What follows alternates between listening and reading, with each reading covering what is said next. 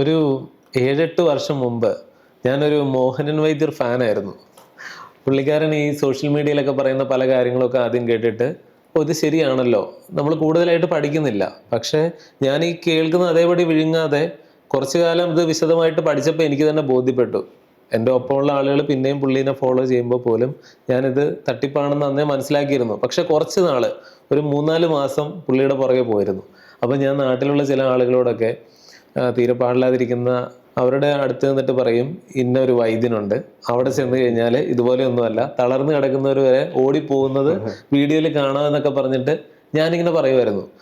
എന്നിട്ട് ഒരിക്കൽ ആളെ ഒന്ന് നേരിട്ട് കാണാൻ വേണ്ടിയിട്ട് ഞാൻ ചെന്നപ്പോഴാണ് അവിടുത്തെ കാര്യങ്ങളൊക്കെ മനസ്സിലായത്. ഇപ്പോൾ ഈ സലിംകുമാർ മോഹനൻ വൈദ്യരെ കുറിച്ചൊക്കെ വളരെ തുറന്നു തന്നെ പറഞ്ഞിട്ടുണ്ട്. അപ്പോൾ ആ പറഞ്ഞ കാര്യങ്ങളൊക്കെ ഞാൻ നേരിട്ട് കണ്ടു. അതോടൊപ്പം തന്നെ ഈ മരുന്നിലുപരിയായിട്ട് പുറകിൽ ഒരു വലിയ സ്റ്റാളുണ്ടാവും. അവിടെ ചെന്നിട്ട് ജൈവ അരി, ജൈവ ധാന്യങ്ങള്, അങ്ങനെ കുറെ സാധനങ്ങള്, അതിപ്പോ 1 കിലോ മേടിക്കുന്ന ആവശ്യമുണ്ടെങ്കിൽ നമുക്ക് 10 കിലോ അരി വേറെ മേടിക്കാം. അങ്ങനെ താങ്ങാനാവാത്ത രീതിയിൽ ഒരു സാധാരണ കുടുംബമൊക്കെ ആയിരിക്കും വരുന്നത്.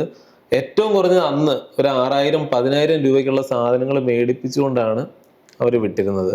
പിന്നെ ഞാൻ മനസ്സിലാക്കിയത്, ഈ പറയുന്ന പോലെ ഈ വൈദ്യര് വെറുതെ വരുന്നു, പല സമയത്തും പലതായിരിക്കും കൊണ്ട് നടക്കുന്നത്. ഇത് മുതലെടുക്കുന്ന കുറെ ആളുകളുണ്ട്. ഏതെങ്കിലും പ്രൈവറ്റ് ആയിട്ടുള്ള ഹോസ്പിറ്റലുകൾ കൊണ്ടുവന്നിട്ട് അവിടെ ഇരുത്തും. അപ്പൊ വൈദ്യുതി ഇപ്പൊ ഇവിടെയാണുള്ളതെന്ന് അറിഞ്ഞിട്ട് ആയിരക്കണക്കിന് ആളുകൾ അവിടെ വരുന്നു. ഇങ്ങനെ ഒരു ബിസിനസ് ആണ് അവിടെ നടക്കുന്നതെന്നാണ് എനിക്ക് മനസ്സിലാക്കാൻ കഴിഞ്ഞത്. ഈ ഒരു നമ്മുടെ ആ സിനിമയുണ്ട് ട്രാൻസ്, ഏകദേശം എല്ലാ ആ ഒരു ടൈപ്പാണ് പരിപാടികൾ നടക്കുന്നത്. ട്രാൻസ് മാതിരിയാണല്ലോ നടക്കുന്നത്. അപ്പൊ ഈ മോഹന വൈദ്യൻ അദ്ദേഹം മരണപ്പെട്ടു. അദ്ദേഹം ഒരു കോവിഡ് വൈറസ് നിഷേധിയായിരുന്നു. കോവിഡ് വൈറസ് ഇല്ല എന്ന് പറഞ്ഞ് നടന്നൊരു വ്യക്തിയാണ്. എയ്ഡ്സ് രോഗിയുടെ രക്തം എടുത്ത് കുത്തിവെച്ചു. ഹെപ്പറ്റൈറ്റിസ് ബി രോഗിയുടെ രക്തം കുടിച്ച ആളാണത്, നക്കി ആളാണത്. ഞാൻ അതിനെപ്പറ്റി ഒരു പ്രാവശ്യം ഫേസ്ബുക്കിൽ ഒരു പോസ്റ്റ് ഒക്കെ ഇട്ടിരുന്നു. പിന്നെ ആ ഫേസ്ബുക്ക് പോസ്റ്റിന്റെ അടിയിൽ നിറച്ചും തെറിവിളി ആയത് കാരണം ഞാൻ ഫേസ്ബുക്കിൽ നിന്ന് ഇറങ്ങി. എനിക്ക് മനസ്സിലായി ഫേസ്ബുക്കിൽ പോസ്റ്റ് ഇട്ടിട്ട് കാര്യമില്ലെന്ന്. അതായത് ഒരു ബോധമില്ലാത്ത പാർട്ടീസാണ് ഫേസ്ബുക്കിനകത്ത്. അങ്ങനെ രീതിയിൽ അദ്ദേഹത്തെയൊക്കെ ശരിക്കും പറഞ്ഞാൽ ഈ മോഹൻ വൈദ്യ എന്ന് പറയുന്ന വ്യക്തിയൊക്കെ ശരിക്കും ക്വാക്ക് എന്നാണ് നമ്മൾ പറയുന്നത്. ക്വാക്സ്, അതായത് കപട ചികിത്സ ചെയ്യുന്ന വ്യക്തികളാണ്. അവർക്ക് ഒരു ഡിഗ്രിയോ ട്രെയിനിങ്ങോ ഒന്നുമില്ല. ഈ പരമ്പരാഗത വൈദ്യന്മാരെല്ലാം ക്വാക്സ് ആണ്. എല്ലാരും ക്വാക്സ് ആണ്. ഈ ഹോമിയോപ്പതിയും ഒക്കെ ക്വാക്ക് തന്നെയാണ്. പക്ഷെ അവർക്ക് തന്നെ അറിയത്തില്ല. പക്ഷെ അവര് ഇപ്പൊ പരമ്പരാഗതമായിട്ട് കിട്ടിയ ഈ നോളജ് ഒക്കെ വെച്ചിട്ട് അവരിങ്ങനെ ചെയ്യുന്നു എന്നുള്ളതാണ്. അപ്പൊ ആ രീതിയിൽ വർക്ക് ചെയ്യുന്നതാണ് ഇവരൊക്കെ. അപ്പം ഈ മോഹനൻ വൈദ്യനെ പറ്റി എനിക്ക് തന്നെ അറിവില്ലായിരുന്നു. ഇപ്പൊ എന്റെ തന്നെ പല പേഷ്യൻസും, എൻ്റെ അടുത്ത് വരുന്ന പേഷ്യൻസ് ഇയാളുടെ അടുത്ത് പോയിട്ട് അവിടുന്ന് വളരെ വലിയ കോംപ്ലിക്കേഷൻസ് ഒക്കെ ആയിട്ടാണ് എൻ്റെ അടുത്ത് വരുന്നത്. അങ്ങനെയാണ് ഞാൻ ഇങ്ങനെ ഒരു വ്യക്തി ഉണ്ടെന്ന് തന്നെ അറിയുന്നതേ. അപ്പൊ എൻ്റെ ഒരു സിറോസിസ് രോഗിക്ക് വയറ്റിൽ നീര് കെട്ടി, അസൈറ്റിസ് തന്നെ പറയുന്നത് ആ കോംപ്ലിക്കേഷന്. കരൾ രോഗത്തിൽ സിറോസിസിൽ ഒരു കോംപ്ലിക്കേഷനാണ്, നീര് കുത്തിയെടുക്കുന്നൊക്കെ ഒരു സ്റ്റേജ് ഉണ്ട്. അപ്പൊ അങ്ങനെ നീര് വന്നപ്പം ഈ ഹോസ്പിറ്റലിൽ പോയപ്പോഴത്തേക്ക് അവര് നീര് കുത്തിയെടുക്കണം, ആൽബുമിൻ ഇഞ്ചക്ഷൻ കൊടുക്കണം, ഈ മരുന്ന് എടുക്കണം എന്നൊക്കെ പറഞ്ഞപ്പോൾ ആള് പേടിച്ച് ഇയാളുടെ അടുത്ത് പോയി. അപ്പൊ ഇയാളുടെ അടുത്ത് പോയപ്പോഴത്തേക്ക് അയാൾ പറഞ്ഞു, ഒന്നും ചെയ്യേണ്ട, ഇതുപോലെ ഈ നാച്ചുറോ തെറപ്പിയാണ്, അതായത് കുറച്ച് ഫുഡിന്റെ ചെറിയ മാറ്റങ്ങളും പിന്നെ ചില തരത്തിലുള്ള എക്സസൈസും യോഗ മാതിരിയുള്ള കുറച്ച് കാര്യങ്ങളൊക്കെ ഇയാളെ കൊണ്ട് ചെയ്യിക്കുന്നത്. അപ്പൊ ഒരു 7 ദിവസം അവിടെ അഡ്മിറ്റഡ് ആയിരുന്നു. ആൾക്കൊരു IP ഫെസിലിറ്റി വരെ ഉണ്ടായിരുന്നു ആ സമയത്ത് ഏതൊരു സ്ഥലത്ത്. അപ്പൊ അവിടെ കിടന്നു. ഏകദേശം 25,000 രൂപയാണ് അന്ന് ആൾക്ക് പോയത്. എന്നിട്ട് ഇദ്ദേഹത്തെ ഈ വയറ് വെള്ളം കെട്ടിയേക്കുന്ന ആളെ മലത്തിൽ കിടത്തി എന്തോ എക്സസൈസ് ചെയ്തപ്പോൾ ഇദ്ദേഹം രക്തം ഛർദ്ദിച്ചു. അപ്പൊ തന്നെ ആംബുലൻസ് വിളിച്ച് നേരെ ശരിക്കുള്ള ഹോസ്പിറ്റലിലോട്ട് വിട്ടോളാൻ പറഞ്ഞു. അങ്ങനെയാണ് എൻ്റെ അടുത്ത് എത്തുന്നത്. അദ്ദേഹം ഇപ്പോഴും ജീവിച്ചിരിപ്പുണ്ട്. ആ രോഗി തിരുവനന്തപുരം അടുത്തൊരു സ്ഥലത്താണ് ആൾ താമസിക്കുന്നത്. ഇപ്പോഴും ഒരു കുഴപ്പമില്ല. അന്ന് നമ്മൾ കറക്റ്റ് ചികിത്സ കൊടുത്തു. ഇപ്പൊ ഏകദേശം 8-9 കൊല്ലമായി ഒരു പ്രശ്നമില്ലാതെ നടക്കുന്നത്. അപ്പൊ അങ്ങനെയുള്ള രോഗികളെ നമ്മൾ ചികിത്സിച്ചിട്ടുണ്ട്. അപ്പൊ അങ്ങനെയാണ് എനിക്ക് പല ഈ കപട വൈദ്യന്മാരെ അറിയാം നാട്ടിലെ. അദ്ദേഹം കുളവാക്കി എത്രയോ പേഷ്യൻസിനെ നമുക്ക് നേരെ ആക്കേണ്ടി വന്നിട്ടുണ്ടെന്ന് അറിയാം. ഇങ്ങനത്തെ ആൾക്കാർ ശരിക്കും പറഞ്ഞാൽ മോഡേൺ ഹോസ്പിറ്റൽസിന് നല്ലതാണ്. നമ്മുടെ മോഡേൺ മെഡിസിൻ ഹോസ്പിറ്റൽസിന് നല്ലതാണ്. എന്നു വെച്ചാൽ ഇവരിങ്ങനെ രോഗികളെ ഉണ്ടാക്കി നമുക്കാണ് തരുന്നത് ചികിത്സിക്കാൻ വേണ്ടി. ഇത് ഹോസ്പിറ്റൽ ബിസിനസ് ആയിട്ട് മാറുക. നേരത്തെ ആണെങ്കിൽ ചെറിയ കാശ് കൊണ്ട് തീരേണ്ട കേസ് അവരൊരു ലക്ഷങ്ങളാക്കി കൊണ്ടുവന്ന് തരുന്നുണ്ട്. എന്നിട്ടാണ് ആൾക്കാർ പറയുന്നത്, നമ്മൾ ഈ ആയുർവേദത്തിന് ഹോമിയോപ്പതിക്ക് എതിര് പറയുന്നത് നമ്മുടെ ബിസിനസ് പോകുന്ന കരുതിയതാണ്. നേരെ തിരിച്ചാണ്. ഇതുങ്ങൾ നമുക്ക് ഇഷ്ടം പോലെ ബിസിനസ് തരുന്നത്. ഇന്ന് തന്നെ ഞാനൊരു പേഷ്യന്റ് അഡ്മിറ്റ് ചെയ്തുള്ളൂ, ലിവർ ബയോപ്സിക്കും ട്രീറ്റ്മെന്റ് ഒക്കെ ആയിട്ട്. ആ പേഷ്യന്റ് ഗ്യാസിന് വേണ്ടി ധന്വന്തരം ഗുളിക കഴിച്ചാണ്. 8 ഗുളിക 3 ദിവസം കൊണ്ട് കഴിച്ച് ഇപ്പൊ ഭയങ്കര മഞ്ഞപ്പിത്തോട്ട് വന്നേക്കാണ്. ധന്വന്തരം ഗുളിക എന്ന് പറയുന്നത് ഒരു കമ്പനി ഉണ്ടാക്കുന്ന പ്രൊപ്പറേറ്ററി മെഡിസിൻ അല്ല, ക്ലാസിക്കൽ ഒറിജിനൽ ആയുർവേദിക് മെഡിസിൻ ആണ്. അത് കഴിച്ചിട്ട് ഇപ്പൊ ആളെ അഡ്മിറ്റ് ചെയ്തേക്കാണ്. ലിവർ ബയോപ്സി ചെയ്യാനും ട്രീറ്റ്മെന്റിനൊക്കെ ആയിട്ട്. എന്തിന്? അതുപോലെ എപ്പോഴും ആശ്ചര്യം തോന്നിയിട്ടുള്ളൊരു കാര്യം എന്ന് പറഞ്ഞാൽ, ഒരു സാധാരണക്കാരൻ ഇപ്പൊ ഈ ഒരു വൈദ്യരുടെ തന്നെ ഒരു പ്രസംഗം ഞാൻ കേട്ടതാണ്. അദ്ദേഹം പണ്ട് ചെയ്തുകൊണ്ടിരുന്നത് എഞ്ചിനീയറിംഗും കെമിസ്ട്രിയും ഉപയോഗിച്ചുകൊണ്ട് കെമിക്കൽ പ്ലാന്റുകൾ നിർമ്മിക്കുകയാണെന്ന്. ആ പറയുന്നതിൽ തന്നെ അറിയാം അയാൾക്ക് ഇതിനെക്കുറിച്ച് ഒന്നും അറിയില്ലെന്ന്. അത്ര പോലും വിദ്യാഭ്യാസം ഇല്ലാത്ത ആളുകളാണ്. പക്ഷെ ഇങ്ങനെയുള്ളവർ പോലും വൈദ്യശാസ്ത്ര മേഖലയിലെ അല്ലെങ്കിൽ ശരീരത്തിന്റെ അത്ഭുതങ്ങളൊക്കെ ഇങ്ങനെ പറയുമ്പോൾ ഇതൊക്കെ കേൾക്കാൻ ആളുണ്ട്. നേരെ കുറിച്ച് ഇപ്പൊ ഡോക്ടറെ പോലെയുള്ള ഒരാള്, ഡോക്ടറിന്റെ ഫാദർ ഒരു പത്മശ്രീ നേടിയ ഒരു ഏഷ്യയിലെ തന്നെ ഏറ്റവും പ്രഗത്ഭനായ ഒരു ഗ്യാസ്ട്രോ എൻട്രോളജിസ്റ്റ് ആണ്. ഡോക്ടർ വെറും MBBS അല്ല, MDയും DMും ആണ്. ഡോക്ടറേറ്റ് ഇൻ മെഡിസിൻ, ഒരു സയന്റിസ്റ്റും കൂടെയാണെന്ന് പറയാം. പക്ഷെ അങ്ങനെയുള്ള ഡോക്ടർ പറയുന്നതിനെ ആളുകൾ വിമർശിക്കുകയും വെറുതെ നടക്കുന്ന ഏതെങ്കിലും ഒരു നാട്ടുവൈദ്യനോ ഒരു സിദ്ധ വൈദ്യനോ ഒക്കെ എന്തെങ്കിലും പറയുമ്പോൾ ആളുകൾ അവരെ തലയിൽ എടുക്കുകയും ചെയ്യുന്നു. എന്തുകൊണ്ടാണ് ആളുകൾക്ക് ഇങ്ങനെ ഒരു മെന്റാലിറ്റി ഇവിടെ? ഇതൊരു സൈക്കോളജിയാണ് ഇവിടെ നടക്കുന്നത്. അതായത് ഭയങ്കര പഠിപ്പുള്ളവരും ഒട്ടും പഠിപ്പില്ലാത്തവരും അവർക്കൊരു ബയസ് ഉണ്ട്. അതായത് ഇപ്പം നമ്മൾ ആയുർവേദത്തിനെ പറ്റി പറയുമോ, ഇപ്പൊ ഈ പരമ്പരാഗത വൈദ്യന്മാരെ പറ്റിയൊക്കെ പറയുമ്പോൾ അവർക്ക് അല്ല കൊള്ളുന്നത്. അവർക്കൊരു നാഷണലിസം അവിടെ വരുന്നു. അല്ലെ നമ്മുടെ കൾച്ചർ, നമ്മുടെ ട്രഡീഷൻ, അതിനെതിരെ നമ്മൾ സംസാരിക്കുന്നു. അല്ല ഇപ്പൊ ആയുർവേദത്തിനെതിരെ പറയുമ്പോഴത്തേക്ക് അത് ഹിന്ദുക്കൾക്കെതിരെ സംസാരിക്കുന്നു. അങ്ങനെയൊക്കെ രീതിയിൽ എടുക്കുന്ന ആൾക്കാരാണ്. അല്ലാതെ അതിന്റെ ഫേസ് വാല്യൂലൊന്നും അവരെടുക്കുന്നില്ല. ഇപ്പൊ ഞാൻ തന്നെ പലതവണയായിട്ട് ആയുർവേദത്തിനെ പറ്റിയുള്ള മരുന്നുകളെ പറ്റിയുള്ള പാർശ്വഫലങ്ങളും അതിന്റെയൊക്കെ പബ്ലിക്കേഷൻസ് ആണ്, സയന്റിഫിക് പബ്ലിക്കേഷൻസ് ആണ്. അല്ലാതെ വെറുതെ വായിത്തൊന്നും വിളിച്ച് പറയുന്നതല്ല. അതുവരെ കാണിക്കുമ്പം എന്നെ തെറി പറയുന്ന ആൾക്കാരുണ്ട്. അപ്പൊ എനിക്ക് തോന്നുന്നത്, എൻ്റെ ഒരു ഇതില് ആൾക്കാർ, നല്ല പഠിപ്പുള്ള ആൾക്കാരില് അവർക്ക് പഠിപ്പുണ്ടെങ്കിലും വിവരമില്ല. അപ്പൊ നമ്മുടെ കാൾ സേഗനാണോ പറഞ്ഞെന്ന് തോന്നുന്നു, you can have A PhD but still B an idiot. അത് കാൾ സേഗന പറഞ്ഞെന്ന് തോന്നുന്നു. അപ്പം അതുപോലെയാണ്. അപ്പം അവർക്ക് ഇപ്പൊ ട്വിറ്ററിൽ തന്നെ ഞാൻ ഓരോ കാര്യങ്ങൾ എഴുതുമ്പം എനിക്ക് ഏറ്റവും കൂടുതൽ ഭയങ്കര തെറിയും കൊലവിളിയൊക്കെ ചെയ്തുകൊണ്ടിരുന്നത് IIT-യിലെ ഗ്രാജുവേറ്റ്സും പ്രൊഫസർമാരൊക്കെ ചെയ്തിട്ടുണ്ട്. എനിക്ക് അവരെ ബ്ലോക്ക് ചെയ്യേണ്ടി വന്നിട്ടുണ്ട്. അത്രയ്ക്ക് തെറിയായിരുന്നു IIT-യിൽ വർക്ക് ചെയ്യുന്ന, Indian institute of technology work ചെയ്യുന്ന ആൾക്കാരൊക്കെ. അപ്പം എനിക്ക് മനസ്സിലായി ഇത് പറയുന്നത് കറക്റ്റ് ആണ്. You can have A PhD and still B an idiot. സാധാരണക്കാർ മാത്രമല്ല. ഇപ്പം വളരെ സാധാരണക്കാരില് ഇതുപോലത്തെ ഇപ്പൊ ഗവൺമെന്റ് ആണല്ലോ ആയുർവേദം ഹോമിയോപ്പതി പഠിപ്പിക്കുന്നു, കോളേജ് ഉണ്ട്, പ്രാക്ടീഷണേഴ്സിന് രജിസ്റ്റേർഡ് മെഡിക്കൽ പ്രാക്ടീഷണർ എന്ന് പറഞ്ഞ ഒരു പദവിയൊക്കെ കൊടുക്കുന്നു. അപ്പൊ സാധാരണക്കാർ നോക്കുമ്പം ഗവൺമെന്റ് ആണ് ഇതൊക്കെ ചെയ്യുന്നത്, അല്ലെ? ഗവൺമെന്റ് അതോറിറ്റി ആണല്ലോ. അപ്പൊ ഗവൺമെന്റ് ചെയ്ത് കാരണം ഇതൊക്കെ ശരിയാണെന്ന് എടുക്കുന്ന ആൾക്കാരുണ്ട്. അപ്പൊ നമ്മള് ഇതിനെതിരെ ഇപ്പം ഇവിടെ തന്നെ ഈ ഹോമിയോപ്പതി ഏറ്റവും കൂടുതൽ പൊക്കി പിടിച്ചുകൊണ്ട് നടന്നത് നമ്മുടെ ഇപ്പോഴത്തെ ഗവൺമെന്റ് ആണ്. ഈ കോവിഡിന്റെ സമയത്തൊക്കെ പിള്ളേരിലും സ്കൂൾ കുട്ടികളിലൊക്കെ ആർസനിക്കം എന്ന് പറയുന്ന കൊടും വിഷം മദ്യത്തിൽ കലക്കി കൊടുത്ത്, പഞ്ചസാരയിൽ കലക്കി കൊടുത്ത് കോവിഡ് വരത്തില്ല എന്നൊക്കെ പറഞ്ഞത് നമ്മുടെ ഇപ്പോഴത്തെ ഗവൺമെന്റാണ്. അപ്പൊ അവരൊക്കെ ഇതുപോലത്തെ ഇത് പൊക്കിക്കൊണ്ട് നടക്കുമ്പോൾ ആൾക്കാരിലും ആ തെറ്റിദ്ധാരണ വരികയാണ്. അതായത് ഗവൺമെന്റ് ആണല്ലോ ഇത് ചെയ്യുന്നതെന്ന്. അപ്പം ആ രീതിയിലും ആൾക്കാർ നമുക്കെതിരെ രൂക്ഷമായി റെസ്പോൺസ് തരാറുണ്ട്. അപ്പൊ അതിനകത്ത് എൻ്റെ ഒരു ഇതനുസരിച്ച് ഈ സയന്റിഫിക് ടെമ്പർ എന്നൊക്കെ നമ്മൾ പറയുന്നു, നമ്മുടെ കോൺസ്റ്റിറ്റ്യൂഷനിൽ ഇത് എഴുതി വെച്ചിട്ടുണ്ട്.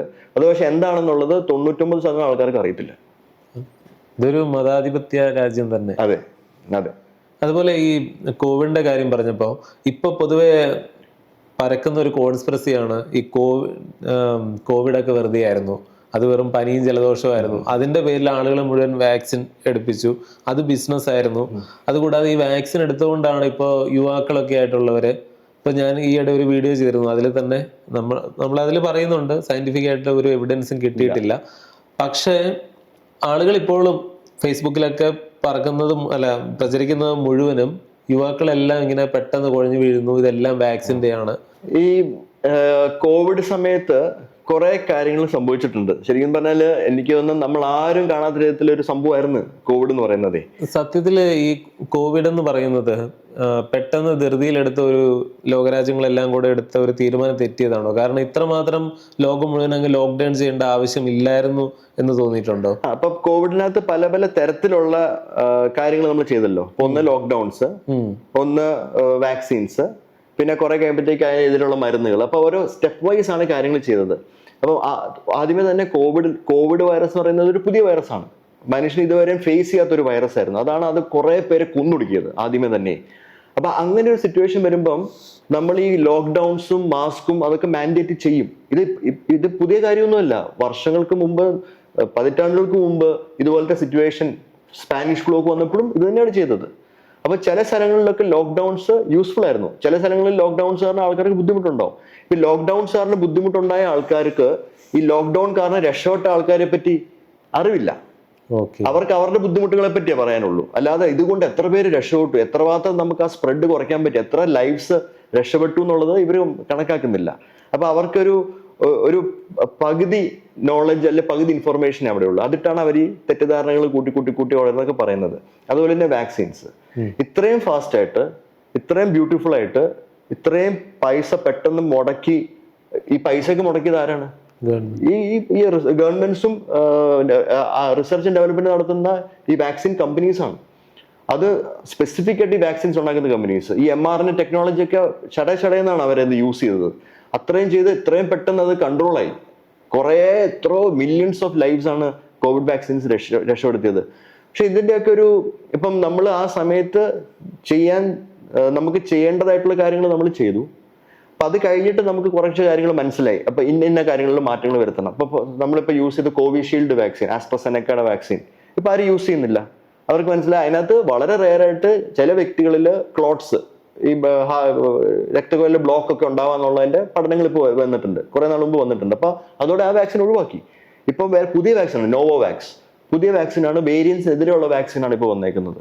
അപ്പൊ അങ്ങനെ കുറെ രീതികൾ കറക്റ്റായിട്ട് ശാസ്ത്രീയപരമായിട്ട് തന്നെയാണ് ചെയ്തേക്കുന്നത്. ICMRന്റെ സ്റ്റഡി തന്നെയുണ്ട്, Indian council of medical research study തന്നെ പറയുന്നത് ഈ കുഴഞ്ഞു വീഴുന്നൊന്നും വാക്സിൻ കാരണമല്ല, കോവിഡ് കാരണമായിരുന്നു. കോവിഡ് ഇൻഫെക്ഷൻ ആണ് ഏറ്റവും കൂടുതൽ ഹാർട്ട് അറ്റാക്കും ബ്രെയിൻ സ്ട്രോക്കും കാര്യങ്ങളെല്ലാം ഉണ്ടാക്കിയത്. വാക്സിൻ കിട്ടിയവര് ഇതിൽ നിന്നൊക്കെ പ്രൊട്ടക്റ്റഡ് ആയിരുന്നു. അത് വളരെ ക്ലിയർ ആയിട്ട് ICMRന്റെ പഠനം വരെയുണ്ട്. അത് മാത്രമല്ല, നമ്മളിപ്പോ ഈ കോവിഡിന്റെ ഭാഗം അങ്ങ് എടുത്തു കളഞ്ഞാൽ ഒരു 10 വർഷം മുമ്പ് ഈ ഹൃദ്രോഗങ്ങളൊക്കെ വന്ന് കുഴഞ്ഞു വീണ ചെറുപ്പക്കാരും ഇപ്പോഴത്തെ നമ്പേഴ്സ് നോക്കിയാലും ഏകദേശം സെയിം ആണ്, അല്ലാതെ അത് കൂടിയിട്ടൊന്നുമില്ല. ഈ ആൾക്കാരും മീഡിയ ഒക്കെ പറഞ്ഞു വരുത്തി അത് കൂട്ടി കാണിക്കുന്നതേ ഉള്ളൂ. അങ്ങനെ എവിഡൻസും ഇല്ല. ഈ നമ്പേഴ്സ് കൂടി. ഇന്ത്യയിൽ ഏറ്റവും കൂടുതൽ ഹൃദയാഘാതം ഇപ്പോ കേരളത്തില് യുവാക്കൾക്കിടയിൽ നിന്ന് പഠനങ്ങൾ വന്നിട്ടുണ്ടല്ലോ. ഇന്ത്യയിലെ വേൾഡിന്റെ ഡയബറ്റീസ് ക്യാപിറ്റൽ ഇന്ത്യയാണ്. അതിനകത്ത് ഇന്ത്യയിലെ ഡയബറ്റീസ് ക്യാപിറ്റൽ കേരളമാണ്. അപ്പൊ അതുകൊണ്ട് ജീവിതശൈലിയിലുള്ള ഭയങ്കര മാറ്റങ്ങളുള്ള കാരണം മാത്രമാണ് ആ പ്രശ്നങ്ങളെല്ലാം വരുന്നത്. ഈ അമിതവണ്ണം, ഡയബറ്റീസിന്റെ ഡയഗ്നോസിസ്, അതായത് കൂടുതലും ആൾക്കാർ നമ്മളിപ്പം ഷുഗറിന്റെ ടെസ്റ്റ് ഒരു തരത്തിൽ എൻ്റെ അടുത്ത് ചോദിച്ചാൽ ബെറ്റർ ഡയഗ്നോസിസ് ആണ്. അപ്പൊ നമുക്ക് നേരത്തെ സ്ക്രീനിങ് ഒന്നും ഇല്ലായിരുന്നു പല തലത്തിലെ.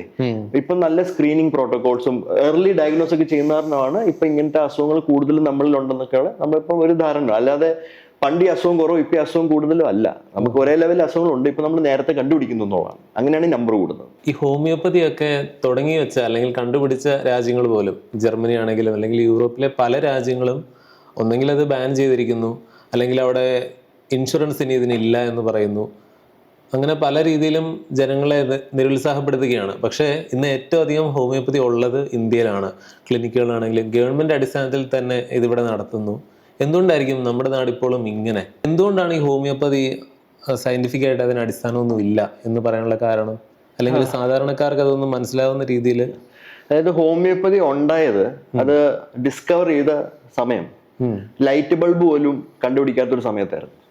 അതായത് നമ്മുടെ ഈ സയൻസ് എന്ന് പറയുന്ന ഈ ഒരു മേഖല ഒട്ടും വളർന്ന് വരാത്ത ഒരു ഘട്ടത്തിലാണ് ഈ ഹോമിയോപ്പതി എന്ന് പറയുന്ന സംഭവം ഉണ്ടായത്. അപ്പം ആ സമയത്തൊക്കെയാണ് അല്ലോപ്പതി എന്ന് പറഞ്ഞ ഈ പ്രാക്ടീസ് പണ്ട് ആൾക്കാർ ചെയ്തുകൊണ്ടിരുന്നത്. അപ്പം പല ആൾക്കാരും തെറ്റിദ്ധാരണ അല്ലോപ്പതി എന്ന് പറഞ്ഞാൽ മോഡേൺ മെഡിസിൻ ആണെന്ന്. അല്ല, അല്ലോപ്പതി എന്ന് പറഞ്ഞാൽ പഴയ ഒരു ഏൻഷ്യന്റ് ആയിട്ടുള്ള ഒരു ചികിത്സാ രീതിയായിരുന്നു. കൂടുതലും യൂറോപ്യൻ കൺട്രീസിലായിരുന്നു. അതിനകത്ത് അവർ ചെയ്തുകൊണ്ടിരുന്നത്, ഇപ്പൊ തലവേദന വരുമ്പോൾ തലക്കിട്ട് ചുറ്റിയിട്ട് അടിക്കുക, അല്ലെ തലയൊട്ടിയില് ഈ ഓട്ടകൾ ഉണ്ടാക്കി കൊടുക്കുക, ട്രെപ്പനേഷൻ തന്നെ പറയുന്നത്. അതല്ലാതെ ഇപ്പം നമ്മുടെ ഈ അസുഖങ്ങളുടെ ഒക്കെ കാരണം ചീത്ത രക്തമാണെന്ന് പറഞ്ഞ് രക്തം എടുത്തു കളയുക, ബ്ലഡ് ലെറ്റിംഗ് എന്ന് പറയും. അങ്ങനെ പല പല പ്രാകൃതമായ ചികിത്സകളായിരുന്നു ആ സമയത്ത്. അപ്പൊ അത് ഭയങ്കര ടോർച്ചറായിരുന്നു രോഗികൾക്ക്. അപ്പൊ അതിനെതിരെ ഈ സാമുവൽ ഹനീമാൻ എന്ന് പറഞ്ഞൊരു ഫിസിഷ്യൻ, അദ്ദേഹം ആ സമയത്ത് ഒരു ഫിസിഷ്യൻ ആയിരുന്നു. ഇതുപോലെ ഡിഗ്രി ഒന്നും ഇല്ല, എല്ലാവരും അന്നത്തെ സമയങ്ങളൊക്കെ ആൾക്കാരെ ഒബ്സർവേഷനൊക്കെ വെച്ചിട്ട് അങ്ങനെയൊക്കെയാണ് ഡോക്ടർമാരൊക്കെ ആകുന്നത്. അപ്പൊ ഈ സാമുവൽ ഹനീമാൻ എന്ന് പറഞ്ഞ വ്യക്തി അതിനെതിരെ ഒരു ലോലമായ ഒരു ചികിത്സാ രീതി കൊണ്ടുവരണം എന്ന് പറഞ്ഞ് കൊണ്ടുവന്നതാണ് ഈ ഹോമിയോപ്പതി. അപ്പൊ അത് എന്ത് ചെയ്തു, അദ്ദേഹത്തിന്റെ ആ വിഷൻ കറക്റ്റ് ആയിരുന്നു. അതായത് രോഗികൾക്ക് ബുദ്ധിമുട്ട് കൊടുക്കാത്ത രീതിയിൽ ഒരു ചികിത്സ വേണം എന്നുള്ള ഒരു സ്റ്റൈലായിരുന്നു അദ്ദേഹത്തിന്റെ. പക്ഷെ അദ്ദേഹം ചെയ്തത് വളരെ തെറ്റ് ആയിട്ടുള്ള കാര്യങ്ങളാണ്. അതായത് അദ്ദേഹം എന്ത് ചെയ്തു, ഈ ചികിത്സാ രീതികളും ഈ ചികിത്സയ്ക്ക് കൊടുക്കുന്ന മരുന്നുകളും ആ കാര്യങ്ങളെല്ലാം അദ്ദേഹം നേർപ്പിച്ച് അതിന്റെ വളരെ ഡൈല്യൂട്ട് ഫോം ആക്കി. എന്നിട്ട് അവർ പറയുന്നു ആ പ്രോസസ് ഉണ്ട്, ഇവർ ഈ ഡൈല്യൂഷൻ, അതായത് നേർപ്പിച്ച് അതിന്റെ ഫൈനൽ ഒരു മരുന്നിന്റെ രീതിയാക്കുന്നതിന് ഒരു പ്രോസസ്സ് ഉണ്ടല്ലോ. ആ പ്രോസസ്സിൽ ഇദ്ദേഹം പറയുന്നത് വൈറ്റലിസം എന്ന് പറഞ്ഞ പഴയ കാലത്തെ ഒരു ചിന്തയാണത്. അതായത് നമ്മുടെ ശരീരത്തിലൊക്കെ ഉള്ള ഒരു ലൈഫ് ബാലൻസ്, ഒരു എനർജി ശരിയാകും ഈ ഡൈല്യൂട്ടഡ് ഫോം കഴിക്കുമ്പം. അപ്പം അതിനുവേണ്ടിയാണ് ഇതുപോലെ നേർപ്പിച്ചുണ്ടാക്കുന്നതെന്നാണ്. ശരിക്കും പറഞ്ഞാൽ നേർപ്പിച്ച് അതിനകത്തൊന്നുമില്ല. വെള്ളമോ പച്ചവെള്ളമോ അല്ലെ പഞ്ചസാര വെള്ളമോ ഒക്കെ ഉള്ളൂ അതിനകത്ത്. പക്ഷെ അത് എങ്ങനെ വർക്ക് ചെയ്യുന്ന ചോദിച്ചാൽ ഇവർ പറയുന്നത് വൈറ്റലിസമാണ്, പഴയ കാലത്തെ ആ ലൈഫ് ബാലൻസ് ഒക്കെ ശരിയാക്കും എന്ന് പറയുന്നത്. അപ്പൊ ആ തരം ചിന്തകളായിരുന്നു, വളരെ മാജിക്കൽ തിങ്കിങ് ആയിരുന്നു ആ സമയത്തുള്ളത്. അപ്പൊ ഈ ഹോമിയോപ്പതിയുടെ പ്രിൻസിപ്പിൾസ് അടിസ്ഥാനവും അതുപോലത്തെ ഈ മാജിക് മാതിരിയുള്ള കാര്യങ്ങളിലാണ് ഇപ്പോഴും. അതുകൊണ്ടാണ് അത് ശാസ്ത്രീയപരമായിട്ടുള്ള ഒരു കാര്യമല്ല. പിന്നെ നമുക്ക് സയൻസോ കോളേജിൽ പോലും പോകേണ്ട ആവശ്യമില്ല, ജസ്റ്റ് കോമൺ സെൻസ് ഉപയോഗിച്ചാൽ മതി. ഒരു മരുന്നിന്റെ അകത്ത്, മരുന്നെന്ന് പറയുന്ന ഒരു സാധനത്തിനകത്ത് ഒരു കോമ്പൗണ്ടും ഇല്ലെങ്കിൽ, അതായത് അതിനകത്ത് ആക്റ്റീവായിട്ട് ഒരു മോളിക്യൂൾ പോലും ഇല്ല, അങ്ങനെ ഒരു സാധനത്തിനെ കൊടുത്ത് നമ്മൾ എങ്ങനെയാണ് ഒരു അസുഖം ചികിത്സിക്കുക എന്നുള്ളതാണ്. ഇപ്പൊ പനിക്ക് നമ്മൾ പാരസ്റ്റമോൾ കഴിക്കുന്ന ആൾക്കാർ, പാരസ്റ്റമോളിനകത്ത് അസിറ്റാമിനോഫൻ ഉണ്ട്, അതെങ്ങനെ വർക്ക് ചെയ്യുമെന്ന് നമുക്ക് അറിയാം. ബോഡിയിൽ ഒന്നും ഇല്ലാത്തൊരു സാധനം എങ്ങനെയാണ് പനി കുറയ്ക്കുന്നത്? അപ്പൊ ഇവർ ഈ പനിക്ക് വേണ്ടി കൊടുക്കുന്ന ആർസനിക്കം ആൽബം എന്നൊക്കെ പറഞ്ഞ സാധനം കൊടുക്കുന്നുണ്ട് പനിക്കൊക്കെ ആയിട്ട് ഈ ഹോമിയോപ്പതി പ്രാക്ടീഷണേഴ്സ്. പക്ഷെ ആർസനിക്കം ആൽബത്തിനെ ശരിക്കും നോക്കിയാൽ അതിനകത്ത് ആർസനിക്കോ ഇല്ല, ഒന്നുമില്ല. അത് നേർപ്പിച്ച് ഒന്നേലും മദ്യത്തിലാണ് നേർപ്പിക്കുന്നത് ചിലവര്, അല്ലെ അതിനകത്ത് പച്ചവെള്ളമായിരിക്കും. ഈ പച്ചവെള്ളം എങ്ങനെയാണ് അസുഖം ഭേദപ്പെടുത്തുന്നത്? അപ്പൊ അങ്ങനത്തെ കുറെ സോളിഡ് ആയിട്ടുള്ള ക്വസ്റ്റ്യൻസ് ഉണ്ട്. ഈ ക്വസ്റ്റ്യൻസിനൊന്നും ഉത്തരങ്ങളില്ല. അതാണ് പറയുന്നത്, സയൻസ് ആണെങ്കിൽ നമുക്ക് ഉത്തരവുണ്ട്, പ്രോസസ് ഉണ്ട്, അതെങ്ങനെ ആക്ട് ചെയ്യും, അതെങ്ങനെ നമ്മുടെ ശരീരത്തിൽ ഇറങ്ങിപ്പോവും, എങ്ങനെയാണ് അത് അസുഖത്തിനെ മാറ്റുന്നത്, ഏത് ലെവലിലാണ് അത് ആക്ട് ചെയ്യുന്നത്, എല്ലാം നമുക്കറിയാം. അപ്പൊ അങ്ങനെ കുറെ ക്വസ്റ്റ്യൻസ് ഹോമിയോപ്പതി മേഖലയോട് നമ്മൾ ചോദിക്കുവാണെങ്കിൽ അവർ ഇതുപോലെ രൂക്ഷമായ രീതിയിലായിരിക്കും നമ്മുടെ അടുത്ത് ബിഹേവ് ചെയ്യുന്നത്. അവർക്ക് വരെ പറയാനൊന്നുമില്ല. അപ്പൊ അതാണ് ഈ സയന്റിഫിക് പ്രിൻസിപ്പിൾസും സയൻസും അടിസ്ഥാനപരമായിട്ട് ഇല്ലാത്തൊരു കാര്യമാണ് ഈ ഹോമിയോപ്പതി എന്ന് പറയുന്നത്. പൊതുവെ ഇങ്ങനെ കേൾക്കാറുണ്ടല്ലോ, നേർപ്പിക്കും തോറും വീര്യം കൂടും എന്ന് പറയുന്നത് പോലെയാണ് ഇതിന്റെ അടിസ്ഥാനം. ആ പറയുന്നതിൽ കാര്യമുണ്ടോ? ആ പറയുന്നതിൽ ഒരു കാര്യമില്ലല്ലോ. ഇപ്പൊ നമ്മളിപ്പം ഒരു ഗുളിക പാരസ്റ്റമോൾ 500 മില്ലിഗ്രാമിന്റെ കഴിച്ചാൽ പനി മാറുന്നു. പക്ഷെ ആ സെയിം മരുന്ന് നമ്മള് അറബിക്കടലിൽ കൊണ്ടിട്ട് ഇളക്കി അതിനകത്തുനിന്ന് കുറച്ച് വെള്ളം എടുത്ത് കുടിച്ചാൽ എങ്ങനെ പനി മാറും? ഒരിക്കലും മാറത്തില്ല, അതിനകത്ത് ഒന്നും കാണത്തില്ല. അപ്പം ഈ നേർപ്പിക്കുന്തോറും പൊട്ടൻറ്റൈസേഷൻ അതിനെ പറയുന്നത്. അപ്പൊ അത് അവരുടെ ഒരു അന്നത്തെ ഒരു ചിന്തയായിരുന്നു. അത് ഇങ്ങനെ ചെയ്യുന്തോറും അതിന്റെ എനർജി, ആ വൈറ്റലിസം എന്ന് പറയുന്ന പഴയ കാലത്തെ ഒരു ചിന്തയാണ്. അതൊക്കെ ഇപ്പൊ ഒബ്സൊലീറ്റ്. അതായത് ഇപ്പൊ അതിനെപ്പറ്റിയൊന്നും നമ്മുടെ ഇപ്പോഴത്തെ നമ്മളിപ്പോ 2025-ലാണ്, ഇതിനെപ്പറ്റി ശരിക്കും സംസാരിക്കാനേ പാടില്ല എന്നുള്ളതാണ്. എന്താ വെച്ചാൽ അതൊക്കെ പഴഞ്ചൻ സെഞ്ചുറീസ് ഓൾഡ് ആയിട്ടുള്ള ചിന്തകളാണ്. അതൊക്കെ ഓൾറെഡി ആൾക്കാർ കളഞ്ഞ് പല സയന്റിഫിക്കലി പ്രോഗ്രസീവ് ആയിട്ട് നടക്കുന്ന സൊസൈറ്റീസിൽ, നാടുകളിൽ, കൺട്രീസിലൊക്കെ ഈ പരിപാടികളൊന്നും ഇല്ല. പക്ഷെ ഇവിടെ ഇപ്പോഴും ഇത് പൊക്കിയെടുത്ത് നടക്കുന്ന ആൾക്കാരാണ് ഗവൺമെന്റും പബ്ലിക്കും രണ്ടുപേരും. നമ്മുടെ നാട്ടിലെ ഇന്ത്യയിലെ ഹെൽത്ത് കെയർ സിസ്റ്റം, നമ്മുടെ ഇവിടുത്തെ ഈ ആരോഗ്യ മേഖലയിൽ ഒരു വ്യത്യസ്തമായൊരു കാര്യം, നമ്മുടെ ഗവൺമെന്റ് ഇതുവരെയും പ്രൈമറി ഹെൽത്ത് കെയർ എന്ന് പറഞ്ഞ സംഭവമുണ്ട്, പ്രാഥമിക ഹെൽത്ത് കെയർ. അത് കൊടുക്കാൻ കംപ്ലീറ്റ്ലി കൊടുക്കാനായിട്ട് ഇതുവരെയും ഒരു ഗവൺമെന്റിനും കഴിഞ്ഞിട്ടില്ല. അപ്പൊ അതിനകത്ത് ഇഷ്ടം പോലെ ഗ്യാപ്പുകളാണ്. ഇപ്പം പല രോഗികൾ, ഇപ്പം നമുക്ക് റൂറൽ ഏരിയാസ് ഉണ്ട്, സബർബൻ ഏരിയാസ് ഉണ്ട്, അർബൻ ഏരിയാസ് ഉണ്ട്. അപ്പം വളരെ അഡ്വാൻസ്ഡ് കെയറും നല്ലതായിട്ടുള്ള ചികിത്സാ രീതികളും മെത്തേഡ്സും ഓപ്ഷൻസ് ഒക്കെ കൂടുതലും പ്രൈവറ്റ് ആണ് ഇപ്പോഴും ഷോൾഡർ ചെയ്യുന്നത്. നമ്മുടെ നാട്ടില് പ്രൈവറ്റ് ഹെൽത്ത് കെയർ ആണ് കൂടുതലും. ഇപ്പൊ ലിവർ ട്രാൻസ്പ്ലാന്റ് നോക്കിയോ, ലിവർ ട്രാൻസ്പ്ലാന്റ് എന്ന് പറയുന്നത് വളരെ അഡ്വാൻസ്ഡ് ആയിട്ടുള്ള ഒരു ട്രീറ്റ്മെന്റ് ആണ്. അത് ഏറ്റവും കൂടുതൽ ചെയ്യുന്നത് പ്രൈവറ്റിലാണ്, പബ്ലിക്കിലല്ല. ഇപ്പൊ ഗവൺമെന്റ് തലത്തിൽ ഇതുപോലത്തെ അഡ്വാൻസ് കെയർ കിട്ടുന്നില്ല. അതുപോലെ തന്നെ ഈ പ്രൈമറി കെയർ ഉണ്ട്. അതായത് ഇപ്പൊ പല രോഗികൾക്കും സൂപ്പർ സ്പെഷ്യലിസ്റ്റിനെ കാണേണ്ട ആവശ്യമില്ല. നല്ലൊരു പ്രൈമറി കെയർ ഉണ്ടെങ്കിൽ, ഇപ്പൊ ഫാമിലി മെഡിസിൻ അല്ലെ നല്ലൊരു പബ്ലിക് ഹെൽത്ത് കെയർ, ഈ കമ്മ്യൂണിറ്റി മെഡിസിൻ ഒക്കെ ചെയ്യുന്ന ഡോക്ടർമാരുണ്ടല്ലോ, അവരൊക്കെ ഉണ്ടെങ്കിൽ കുറെ പേഷ്യൻസിനെ അവർക്ക് ഗ്രാസ് റൂട്ട് ലെവലിൽ മാനേജ് ചെയ്യാൻ പറ്റും. അങ്ങനെ ഒരു പ്രോപ്പർ ആയിട്ടുള്ള ഒരു സിസ്റ്റമാറ്റിക് ആയിട്ടുള്ള ഒരു ഹെൽത്ത് കെയർ സിസ്റ്റം ഇന്ത്യയിലില്ല. വളരെ എന്താ പറയുന്നത്, അപ്പ് ആൻഡ് ഡൗൺ ആണ്. ചില സ്ഥലങ്ങളിൽ നല്ല ഹെൽത്ത് കെയർ ഉണ്ട്, ചില സ്ഥലങ്ങളിൽ ഒട്ടുമില്ല. ഇപ്പം നമ്മുടെ തന്നെ കേരളത്തിൽ തന്നെ മിക്ക ട്രാൻസ്പ്ലാന്റുകളും, ലിവറിന്റെ ട്രാൻസ്പ്ലാന്റ് ഒക്കെ നടക്കുന്നത് കൊച്ചിയിലാണ്. പക്ഷെ നമ്മൾ നോർത്ത് കേരളയിലോട്ടൊക്കെ പോയാൽ അവിടെയൊന്നും ട്രാൻസ്പ്ലാന്റ് പ്രോഗ്രാംസ് ഒന്നും അധികം ഇല്ല. അപ്പൊ കൂടുതലും ഇവിടെയാണ് ബേർഡൻ വരുന്നത് അതിന്റെ. അപ്പൊ അങ്ങനെ വരുമ്പോഴത്തേക്ക് ആൾക്കാർക്ക് കറക്റ്റ് ആയിട്ട് പോയി ഒരു ഡോക്ടറിനെ കണ്ട് വേണ്ടതുപോലെയുള്ള നല്ല ക്വാളിറ്റി ചികിത്സ കിട്ടാൻ പല സ്ഥലങ്ങളിലും ബുദ്ധിമുട്ടുണ്ട്. ആ ഗ്യാപ്പുകളിലൊക്കെ ഇങ്ങനത്തെ ഈ ഡോക്ടർ എന്ന് പറയുന്ന ആൾക്കാർ വന്നിരിക്കുകയാണ്. ഈ ഡോക്ടർ ഉദ്ദേശിക്കുന്നത് ഈ ഹോമിയോപ്പതിയും ആയുർവേദവും. അപ്പൊ അതുപോലെ തന്നെ ഹോമിയോപ്പതിക്കാരാണ് ഏറ്റവും കൂടുതൽ ഈ ഗ്യാപ്സ് ഒക്കെ പല സ്ഥലത്തും ഫില്ല് ചെയ്യുന്നത്. ഇപ്പൊ പല ഹോമിയോപ്പതിക്കാർ, ഇപ്പം ബോംബെയിലൊക്കെ ആണെങ്കിൽ, മഹാരാഷ്ട്രയിൽ തന്നെ ഹോമിയോപ്പതി പ്രാക്ടീഷണേഴ്സിന്, ഞാൻ അവരെ ഡോക്ടർ എന്ന് വിളിക്കത്തില്ല, പ്രാക്ടീഷണറാണ്, ഹോമിയോപ്പതി പ്രാക്ടീഷണേഴ്സിന് ഒരു ഫാർമക്കോളജിയിൽ, മോഡേൺ ഫാർമക്കോളജിയിൽ ഒരു കോഴ്സ് ചെയ്ത് കഴിഞ്ഞാൽ മോഡേൺ മെഡിസിൻസ് എഴുതാമെന്നുള്ള ഒരു നിയമം വരെ ഈയിടെ കൊണ്ടുവരികയുണ്ടായി. അപ്പോൾ ഈ ഗ്യാപ്പ് ഫില്ല് ചെയ്യാൻ വേണ്ടിയാണ് ഇതിനെ ഈ ഗവൺമെന്റും വളർത്തുന്നത്. പക്ഷെ അതിന് പകരം ചെയ്യേണ്ടത് നല്ല പ്രൈമറി ഹെൽത്ത് കെയറും നല്ല അഡ്വാൻസ് ഹെൽത്ത് കെയറും ഒരു സമാനമായ രീതിയിൽ ആൾക്കാരിൽ എത്തിക്കുക എന്നുള്ളതാണ് ശരിക്കും നോക്കേണ്ടത്. പക്ഷെ അത് ചെയ്യാൻ പറ്റാത്ത കാരണം, നമ്മൾ ഇത്രയും വലിയൊരു പോപ്പുലേഷനുള്ള ഒരു കൺട്രി ആയത് കാരണം ഈ കാര്യങ്ങളൊക്കെ ഇപ്പോഴും പല പല സ്ഥലങ്ങളിലും ലഭ്യമാണ്, ആൾക്കാർ തന്നെ പോവുകയും ചെയ്യും. ഈ ചൈന പോലെയുള്ള രാജ്യങ്ങളിൽ ഇപ്പം നമ്മുടെ ഇവിടെ ആയുർവേദം ഉള്ള പോലെ തന്നെ അവിടെ ചൈനീസ് ട്രഡീഷണൽ മെഡിസിൻ ഒക്കെ നല്ല രീതിയിൽ പ്രാക്ടീസ് ചെയ്യുന്നുണ്ടല്ലോ. അപ്പോൾ ഇവിടുത്തെ ആയുർവേദം പോലെ തന്നെ അതിനെ ആ രാജ്യക്കാർ കാണുന്നു. ഇത് ശരിക്കും പ്രശ്നങ്ങൾ പലതും ഉണ്ട്, അത് അവർക്കും അറിയാം, അതിനെപ്പറ്റിയുള്ള പഠനങ്ങളും ഉണ്ട്. ഇപ്പം ചൈനയിലെ traditional TCM, traditional Chinese medicine എന്ന് പറയുന്നത് അവിടുത്തെ ഈ അവരുടെ ഒരു കൾച്ചറൽ, എന്താ പറയുന്നത്, ഒരു കൾച്ചറൽ ആയിട്ട് വളർന്നു വന്ന ഒരു സംഭവമാണ് ഈ TCM എന്ന് പറയുന്നത്. അതിനകത്തൊരു റിലീജിയൻ കമ്പോണന്റ് ഇല്ല. ഇപ്പൊ ആയുർവേദം എന്ന് പറയുന്നത് വേദശാസ്ത്രത്തിലൂടെ വന്നാണ്, വേദിക് സ്ക്രിപ്ചേഴ്സിലൂടെ വന്ന സംഭവമാണ്. ഈ ആയുർവേദത്തിനെതിരെ പറയുമ്പോൾ ഈ ഒരു മതനിന്ദ നടത്തുന്നത് പോലെയും ചില ആളുകൾക്ക് തോന്നാറുണ്ട്. അല്ല, വേദത്തെയാണ് തള്ളി പറയുന്നത്. അതെ അതെ, ആയുർവേദത്തിനെതിരെ പറയുന്നത് പറഞ്ഞാൽ അത് ആന്റി ഇന്ത്യൻ, ആന്റി ഹിന്ദുവാണ്. അത് അങ്ങനെയാണ് ആൾക്കാർ പറയുന്നത്. അങ്ങനെയാണ് എൻ്റെ അടുത്തും അങ്ങനെയാണ് പലരും ആർഗ്യുമെന്റ് ആയിട്ട് വരുന്നത്, വേറൊന്നും പറയാനില്ലാത്ത കാരണം. അപ്പൊ അത് കൾട്ട് ബിഹേവിയർ ആണത്. ഈ ആയുർവേദത്തിൽ ഹോമിയോപ്പതിയിലൊക്കെ ഉള്ളതാണ് കൾട്ട് ബിഹേവിയർ. അപ്പം ഈ ട്രഡീഷണൽ ചൈനീസ് മെഡിസിനിൽ പല പല പഠനങ്ങളും നടക്കുന്നുണ്ട്. ഇപ്പം ചൈനീസ് ഡോക്ടേഴ്സ് തന്നെ അത് ചെയ്യുന്നുണ്ട്. അതിനകത്ത് പല പല പാർശ്വഫലങ്ങളുണ്ടെന്നും പല പല സൈഡ് എഫക്ട്സ് ഉണ്ടെന്നൊക്കെ ഉള്ള എല്ലാത്തിനെയും പഠനങ്ങളും പബ്ലിക്കേഷൻസ് ഓൾറെഡി ഉണ്ട്. ഇപ്പം സിമ്പിൾ ആയിട്ട് പറയുകയാണെങ്കിൽ 2019 ഗാസ്ട്രോഎൻട്രോളജി എന്ന് പറയുന്ന ഒരു വലിയൊരു ജേർണൽ ഉണ്ട്, സയൻസ് ജേർണൽ, സയന്റിഫിക് ജേർണൽ. അതിനകത്ത് മെയിൻലൈൻഡ് ചൈനയിൽ നിന്ന് ഒരു വലിയ പഠനം ഉണ്ടായി.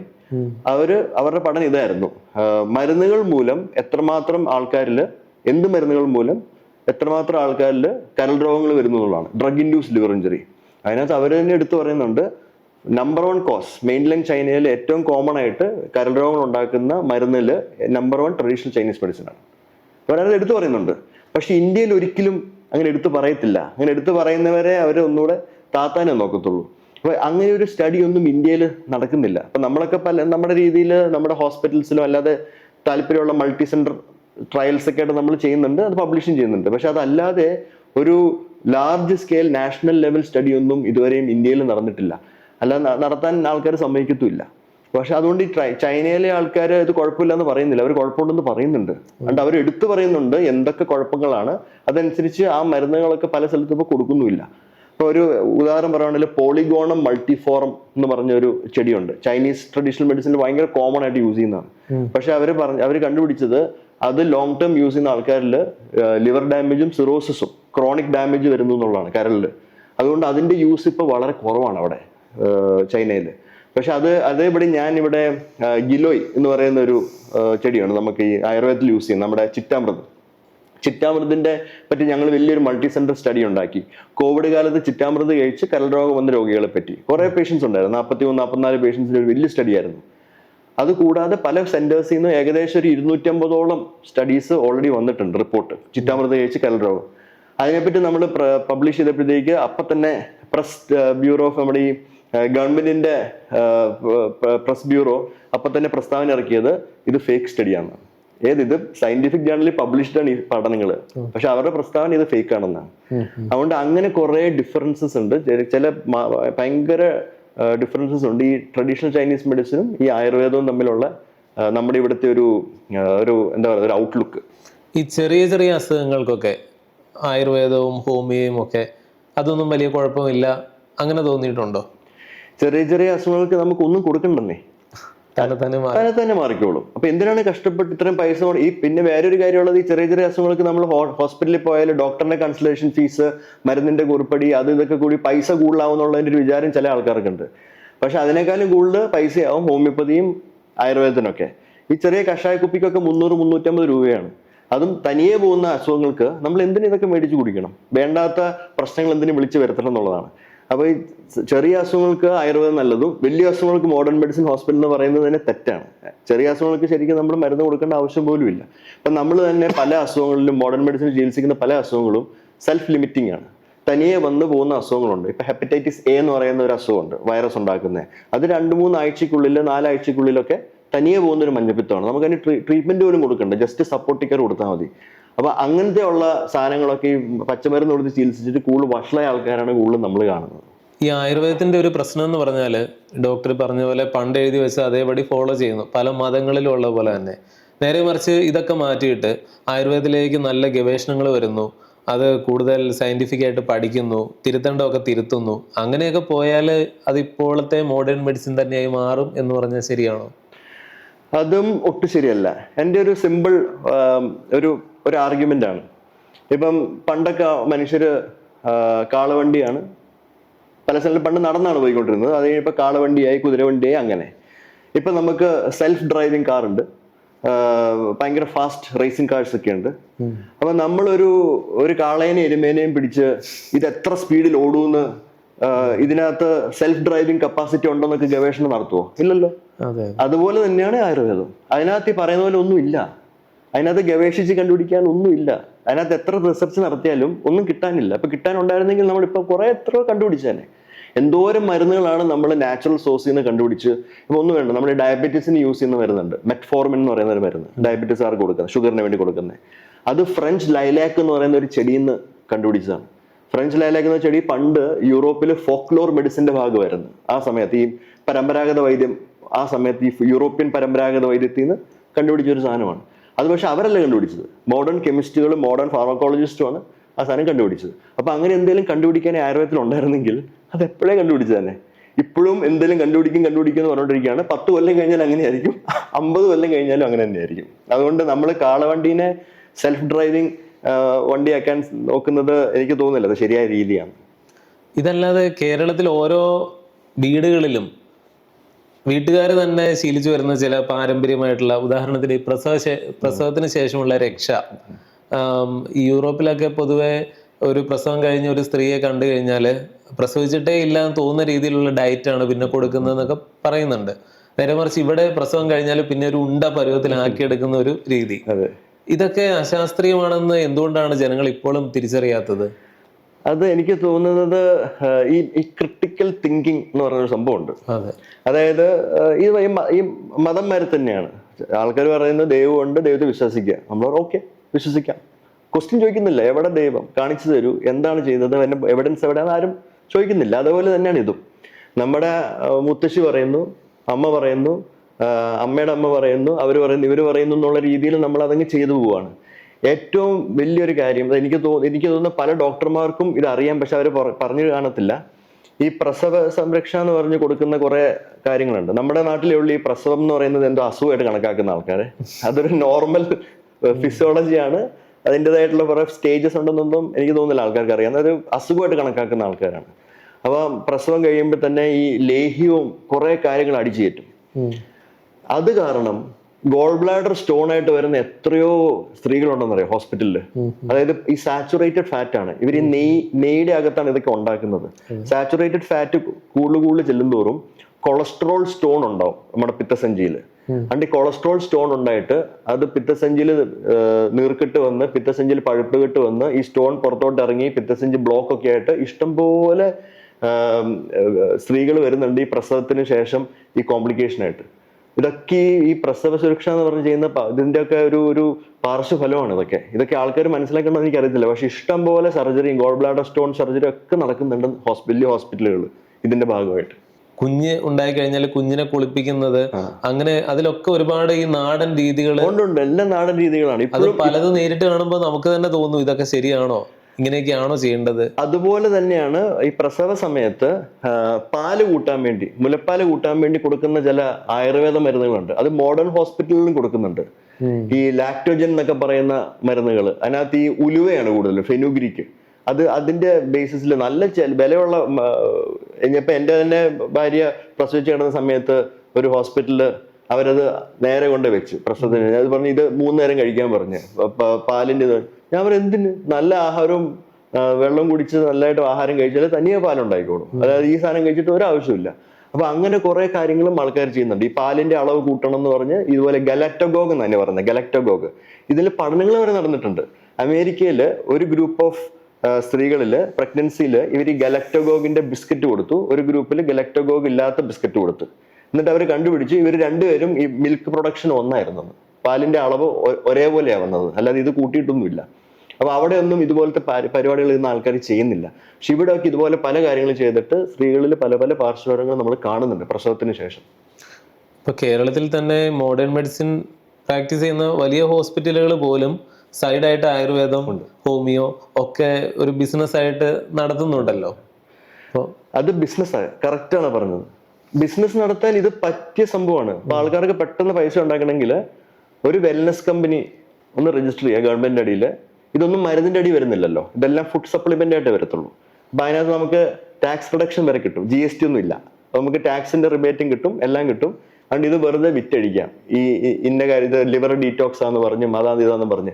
അതുകൊണ്ട് വലിയ വലിയ ഹോസ്പിറ്റലുകളിൽ ആയുർവേദവും ഹോമിയോപ്പതിയും യുനാനി സിദ്ധയൊക്കെ വെക്കുന്നത് കാശുണ്ടാക്കാൻ വേണ്ടി മാത്രമാണ്, അല്ലാതെ അതിന് ഗുണങ്ങളൊന്നും ഉണ്ടായിട്ടല്ല.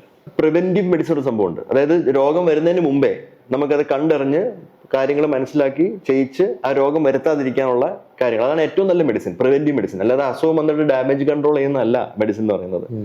അപ്പൊ ഈ പ്രിവെന്റീവ് മെഡിസിന്റെ ഭാഗമായിട്ട് ഞാൻ കണ്ടത് ഇതര വൈദ്യങ്ങൾ കാരണം പല പല വ്യക്തികളിലും പ്രശ്നങ്ങൾ വരുന്നു. ഇപ്പം ചെറിയ പ്രശ്നങ്ങൾ മുതൽ വലിയ പ്രശ്നങ്ങൾ വരെ. അതായത് ഇപ്പോൾ ഒരാൾക്ക് ഷുഗറിന് വേണ്ടി, ഷുഗർ കൺട്രോളിന് വേണ്ടി ശരിക്കുള്ള മരുന്നുകൾ എടുക്കാതെ, ഇൻസുലിൻ ഒന്നും എടുക്കാതെ നാച്ചുറോപ്പതി പോയി ചെയ്യുന്നു. അതിനകത്ത് ഫ്രൂട്ട് ജ്യൂസ് ഫാസ്റ്റിംഗ് എന്നൊക്കെ പറഞ്ഞ സംഭവമുണ്ട്. ജ്യൂസ് മാത്രം കുടിച്ച് ഒരാഴ്ച നിൽക്കുന്ന ഒരു പരിപാടി. അതൊക്കെ ചെയ്ത് ഭയങ്കര ഭയങ്കര എന്താ പറയുന്നത്, ഒരു വല്ലാത്ത രീതിയിലൊക്കെയാണ് പേഷ്യൻസ് നമ്മുടെ എമർജൻസിയിൽ വരുന്നത്. അപ്പൊ അവർക്ക് നമ്മൾ പറഞ്ഞ് മനസ്സിലാക്കി ഡയബറ്റീസിന്റെ മരുന്ന് കൊടുക്കുമ്പോൾ അവർ ഓക്കെയാണ്. ഇനി വേറൊരു ഗ്രൂപ്പ് ശരിക്കുള്ള മരുന്നുകൾ എടുക്കാതെ, ഇപ്പം ഹെപ്പറ്റൈറ്റിസ് ബി എന്ന് പറയുന്ന ഒരു അസുഖമുണ്ട്, ഒരു വൈറസ് ഉണ്ടാക്കുന്ന കരൾ രോഗം. ഹെപ്പറ്റൈറ്റിസ് ബിക്ക് ആന്റിവൈറൽ തെറപ്പിയുണ്ട്, വൈറസിനെതിരെ നല്ല മരുന്നുണ്ട്, വളരെ സേഫ് ആയിട്ടുള്ള, വളരെ എഫക്റ്റീവ് ആയിട്ടുള്ള ടെനോഫോർ ആൽഫനമൈഡ് എന്നാണ് എൻ്റെ പേര്. അതൊക്കെ കെമിക്കലാണെന്ന് പറഞ്ഞാൽ അതെടുക്കാതെ ഈ പരമ്പരാഗത വൈദ്യന്മാരുടെ അടുത്തും നാട്ടുവൈദ്യന്മാരുടെ അടുത്തും ആയുർവേദ പ്രാക്ടീഷണേഴ്സിന്റെ അടുത്തൊക്കെ പോയിട്ട് പച്ചമരുന്നുകളും അതും ഇതും ഈ ലിവർ ഡീറ്റോക്സ് എന്നൊക്കെ പറഞ്ഞ സാധനങ്ങളൊക്കെ കഷായങ്ങളൊക്കെ കുടിച്ച് നടന്ന് കരൾ രോഗമായി ലിവറിൽ ക്യാൻസർ ആയിട്ടാണ് നമ്മുടെ അടുത്ത് പേഷ്യൻസ് വരുന്നത്. അപ്പൊ ശരിക്കും ആ ടെനോഫോർ ആൽഫനമൈഡ് എന്ന് പറഞ്ഞ മരുന്ന് നേരത്തെ എടുത്തായിരുന്നെങ്കിൽ ഈ കരൾ രോഗവും വരത്തില്ല, ക്യാൻസറും വരത്തില്ല. അപ്പൊ അങ്ങനെ ഇരിക്കുമ്പോൾ നമ്മൾ ഇത് OPD മാത്രം ഇരുന്ന് പേഷ്യൻസിനെ പറഞ്ഞ് മനസ്സിലാക്കിക്കൊണ്ട് കാര്യമില്ല.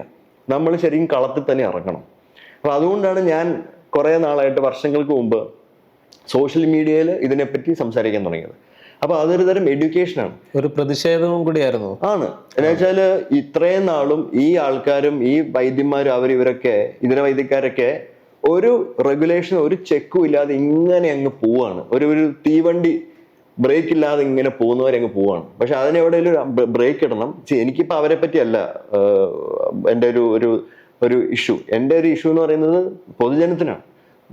ആൾക്കാരിൽ ബുദ്ധിമുട്ടുകൾ വരാൻ പാടില്ല, അവർക്ക് അസുഖങ്ങൾ വരാൻ പാടില്ലാത്ത കാര്യങ്ങൾ നമ്മൾ പറഞ്ഞു കൊടുക്കണം. അത് ഒരു ഡോക്ടറെ ഞാൻ അതാണ് ചെയ്യുന്നത്. ഡോക്ടറിന്റെ അർത്ഥം തന്നെ ടീച്ചർ എന്നാണ്, അതിന്റെ ഒറിജിനൽ മീനിങ് തന്നെ ടീച്ചർ എന്നാണ്, അല്ലാതെ പ്രിസ്ക്രിപ്ഷൻ സ്പെഷ്യലിസ്റ്റ് എന്നല്ല. ടീച്ചർ എന്നാണ് ഡോക്ടറിന്റെ പേര്. ഇത് ഒരു ഗ്രീക്ക് വേർഡാണത്. അപ്പം ടീച്ചർ നിലയിൽ പഠിപ്പിക്കുക എന്നുള്ളത് എൻ്റെ ഡ്യൂട്ടിയാണ് ആസ് എ ഡോക്ടർ. അതാണ് ഞാൻ ചെയ്യുന്നത്. അല്ലാതെ ഞാൻ ഇവിടെ ആരെയും കുഴിച്ചു വീഴാൻ നോക്കുന്നില്ല. പക്ഷെ അതിന്റെ ഇടയിൽ പലരും കുഴിയിൽ വീഴുന്നു എന്നുള്ളതാണ്. പക്ഷെ നമുക്ക് അങ്ങനെ കൊളാട്രൽ ഡാമേജ് നേരിടേണ്ടി വരും. ആയുർവേദം എന്ന് പറയുമ്പോൾ പൊതുവെ സാധാരണക്കാരുടെ ഇടയിൽ ഒരു ചിന്ത വരുന്നത് സൈഡ് എഫക്റ്റ് ഒന്നുമില്ലല്ലോ. നേരെ മറിച്ച് മോഡേൺ മെഡിസിൻ ഒക്കെ ആണെങ്കിൽ ഓരോ ഗുളിക കഴിച്ചാലും, ഇപ്പോൾ ആളുകൾ പൊതുവെ പറയുന്നതാണ് പ്രഷറിന് ഒരു മരുന്ന് കഴിച്ചു പോയാൽ പിന്നീട് 1, 2, 3 ഗുളികകൾ വേറെ പലതിനും കഴിക്കേണ്ടി വരും, അങ്ങനെയൊക്കെ ആകും. അതുകൊണ്ട് തന്നെ ചില ആളുകൾ വളരെ മാരകമായ അസുഖങ്ങളൊക്കെ പിടിക്കുമ്പോൾ ഇതൊന്നും ചെയ്യണ്ട, ഓപ്പറേഷൻ ഒന്നും വേണ്ട, നേരെ മറിച്ച് ഇവിടെ ഒരു വൈദ്യനുണ്ട്, അവിടെ പോയാലും മതി, ഒരു ഒറ്റമൂലി കിട്ടും. ഇങ്ങനെയൊക്കെയാണ് ആളുകൾ കൂടുതലായിട്ട് ആയുർവേദത്തെയൊക്കെ സമീപിക്കുന്നത്. ആയുർവേദം എന്ന് പറഞ്ഞാൽ പാർശ്വഫലങ്ങളൊന്നും ഇല്ലാത്തതാണ് എന്നുള്ളൊരു ചിന്ത എത്രമാത്രം ശരിയാണ്? ആ ചിന്ത എൻ്റെ അടുത്ത് ചോദിച്ചാല് ഭയങ്കര തെറ്റാണ്. അതെ, അതായത് ഇപ്പം എല്ലാത്തിനും ഉണ്ട് സൈഡ് എഫക്റ്റ്. ഇപ്പം നമ്മൾ മോഡേൺ മെഡിസിന് സൈഡ് എഫക്റ്റ് ഇല്ല, ആയുർവേദത്തിന് മാത്രമേ സൈഡ് എഫക്റ്റ് ഉള്ളൂ എന്നല്ല പറയുന്നത്. എല്ലാത്തിനും സൈഡ് എഫക്റ്റ് ഉണ്ട്. പക്ഷെ നമ്മൾ സൈഡ് എഫക്റ്റ് വെച്ചിട്ടല്ല ഒരാളുടെ ചികിത്സ തീരുമാനിക്കുന്നത്. അതായത് ബെനിഫിറ്റ് നോക്കിയിട്ടാണ്. അതായത് ഇപ്പം ഞാനൊരു ലിവറിന് വേണ്ടിയുള്ള ഒരു മരുന്ന് കൊടുക്കുന്നു. ആ മരുന്നിൽ ഗുണങ്ങളുണ്ടെന്നുള്ളത് എനിക്ക് ആദ്യമേ അറിയാം. പക്ഷെ ആ മരുന്നിൽ സൈഡ് എഫക്റ്റും ഉണ്ട്. അപ്പൊ ആ സൈഡ് എഫക്റ്റ് വരാത്ത ഡോസ് ഏതാണ്, ഗുണങ്ങൾ നമുക്ക് കൂടുതൽ കിട്ടുന്ന ഡോസ് ഏതാണെന്ന് നമ്മൾ പഠനങ്ങളിലൂടെ കണ്ടുപിടിച്ച് ആ ഡോസാണ് രോഗിക്ക് കൊടുക്കുന്നത്. അപ്പൊ അതിനകത്ത് സൈഡ് എഫക്റ്റിന്റെ ഒരു വലിയ ഇഷ്യൂ വരുന്നില്ല. പക്ഷെ ആയുർവേദം എന്ന് പറയുന്നത് എങ്ങനെയാണ്? ആയുർവേദം എന്ന് പറയുന്നത് അതിനകത്ത് പഠനങ്ങളൊന്നുമില്ല. 2000 വർഷം മുമ്പ് ആ സമയത്ത് പ്രാഥമികമായ കുറെ ഒബ്സർവേഷൻസ്, അതിന്റെ ബേസിസിൽ അടിസ്ഥാനത്തിൽ കുറെ 2-3 പേര് കുറെ ബുക്കും എഴുതി. അതായത് വാഗ്ഭടൻ, ചരകൻ, പിന്നെ സുശ്രുതൻ, ഇവരെല്ലാം കൂടി ഒരു ബുക്കും എഴുതി. ആ ബുക്കിലുള്ളത് ശരിയാണോ തെറ്റാന്നുള്ളത് ആരും ഇതുവരെ നോക്കിയിട്ടില്ല. ഒരു ബൈബിള്, ഖുറാൻ മാരി, അതുപോലെ ഒരു റിലീജിയസ് മതപരമായ എന്തോ ഒരു ബുക്ക് മാരി ആൾക്കാർ കൊണ്ടു നടന്ന് അത് ഇപ്പോഴും അതേപടി പഠിപ്പിച്ചുകൊണ്ടിരിക്കുന്നതാണ് നമ്മുടെ ഇന്ത്യയിലെ പല സ്ഥലങ്ങളിലും. ഇപ്പോൾ കോളേജുകളുണ്ട്, 5 കൊല്ലമൊക്കെയാണ് ഈ ബുക്ക് പഠിപ്പിക്കുന്നത്, 2000 കൊല്ലം മുമ്പ് എഴുതിയ ബുക്ക്. അപ്പൊ അതിനകത്തൊക്കെ പാർശ്വഫലങ്ങളെ പറ്റിയോ ബെനിഫിറ്റുകളെ പറ്റിയോ ഒന്നും ടെസ്റ്റിങ്ങോ പഠനങ്ങളൊന്നും നടന്നിട്ടില്ല. അവർക്ക് തോന്നിയതുപോലെ കുറെ കാര്യങ്ങൾ എഴുതി അതിനകത്ത്. അപ്പൊ ആ ഒരു അടിസ്ഥാനത്തിലാണ് ഇപ്പോഴും പല ആൾക്കാരും ഇപ്പൊ ആയുർവേദ വൈദ്യന്മാരും പരമ്പരാഗത വൈദ്യന്മാരും ഒക്കെ ഓരോന്നൊക്കെ എഴുതി കൊടുക്കുന്നത്. അപ്പോൾ ഒരാളില് പാർശ്വഫലങ്ങൾ കണ്ടുപിടിച്ചിട്ടാണ് നമ്മൾ പറയുന്നത് ഇതിനകത്ത് സൈഡ് എഫക്റ്റ് ഉണ്ടെന്ന്. അത് ശരിക്കും തെറ്റാണ്. നേരെ തിരിച്ച് റിവേഴ്സാണ് വരേണ്ടത്. നമ്മൾ ശരിക്കും ബെനിഫിറ്റ് നോക്കിയിട്ടാണ് പിന്നീട് ആ മരുന്ന് വേണോ വേണ്ടെന്ന് തീരുമാനിക്കേണ്ടത്. ബെനിഫിറ്റ് ഇല്ലാത്ത മരുന്ന് നമ്മൾ കൊടുക്കുന്നില്ല, ഭയങ്കര റിസ്ക് ഉള്ള മരുന്ന്, ബെനിഫിറ്റ് കുറഞ്ഞ മരുന്ന് നമ്മൾ കൊടുക്കുന്നില്ല. അപ്പൊ ഈ ആയുർവേദ മരുന്നുകളിൽ പാർശ്വഫലങ്ങളുണ്ട്. ഈ ഹെർബൽ മെഡിസിൻ, ഞാൻ ആയുർവേദം മാത്രം പറയുന്നില്ല, സിദ്ധവൈദ്യത്തിലും യുനാനിയിലൊക്കെ ഹെർബൽ മെഡിസിൻസ് ആണ് യൂസ് ചെയ്യുന്നത്. എല്ലാത്തിലും കോമൺ ആയിട്ട് കുറെ ഹെർബ്സ് ഉണ്ട്, കുറെ ചെടികളുണ്ട് അവർ യൂസ് ചെയ്യുന്നത്. അപ്പൊ അതിനകത്തൊക്കെ പാർശ്വഫലങ്ങളുണ്ട്. ആ പാർശ്വഫലങ്ങൾ ഉണ്ടെന്നുള്ളതിന്റെ വളരെ നല്ല ഡീപ്പായിട്ടുള്ള ഇഷ്ടംപോലെ പഠനങ്ങൾ ഇപ്പം ലോകമെമ്പാടും ഉണ്ട്.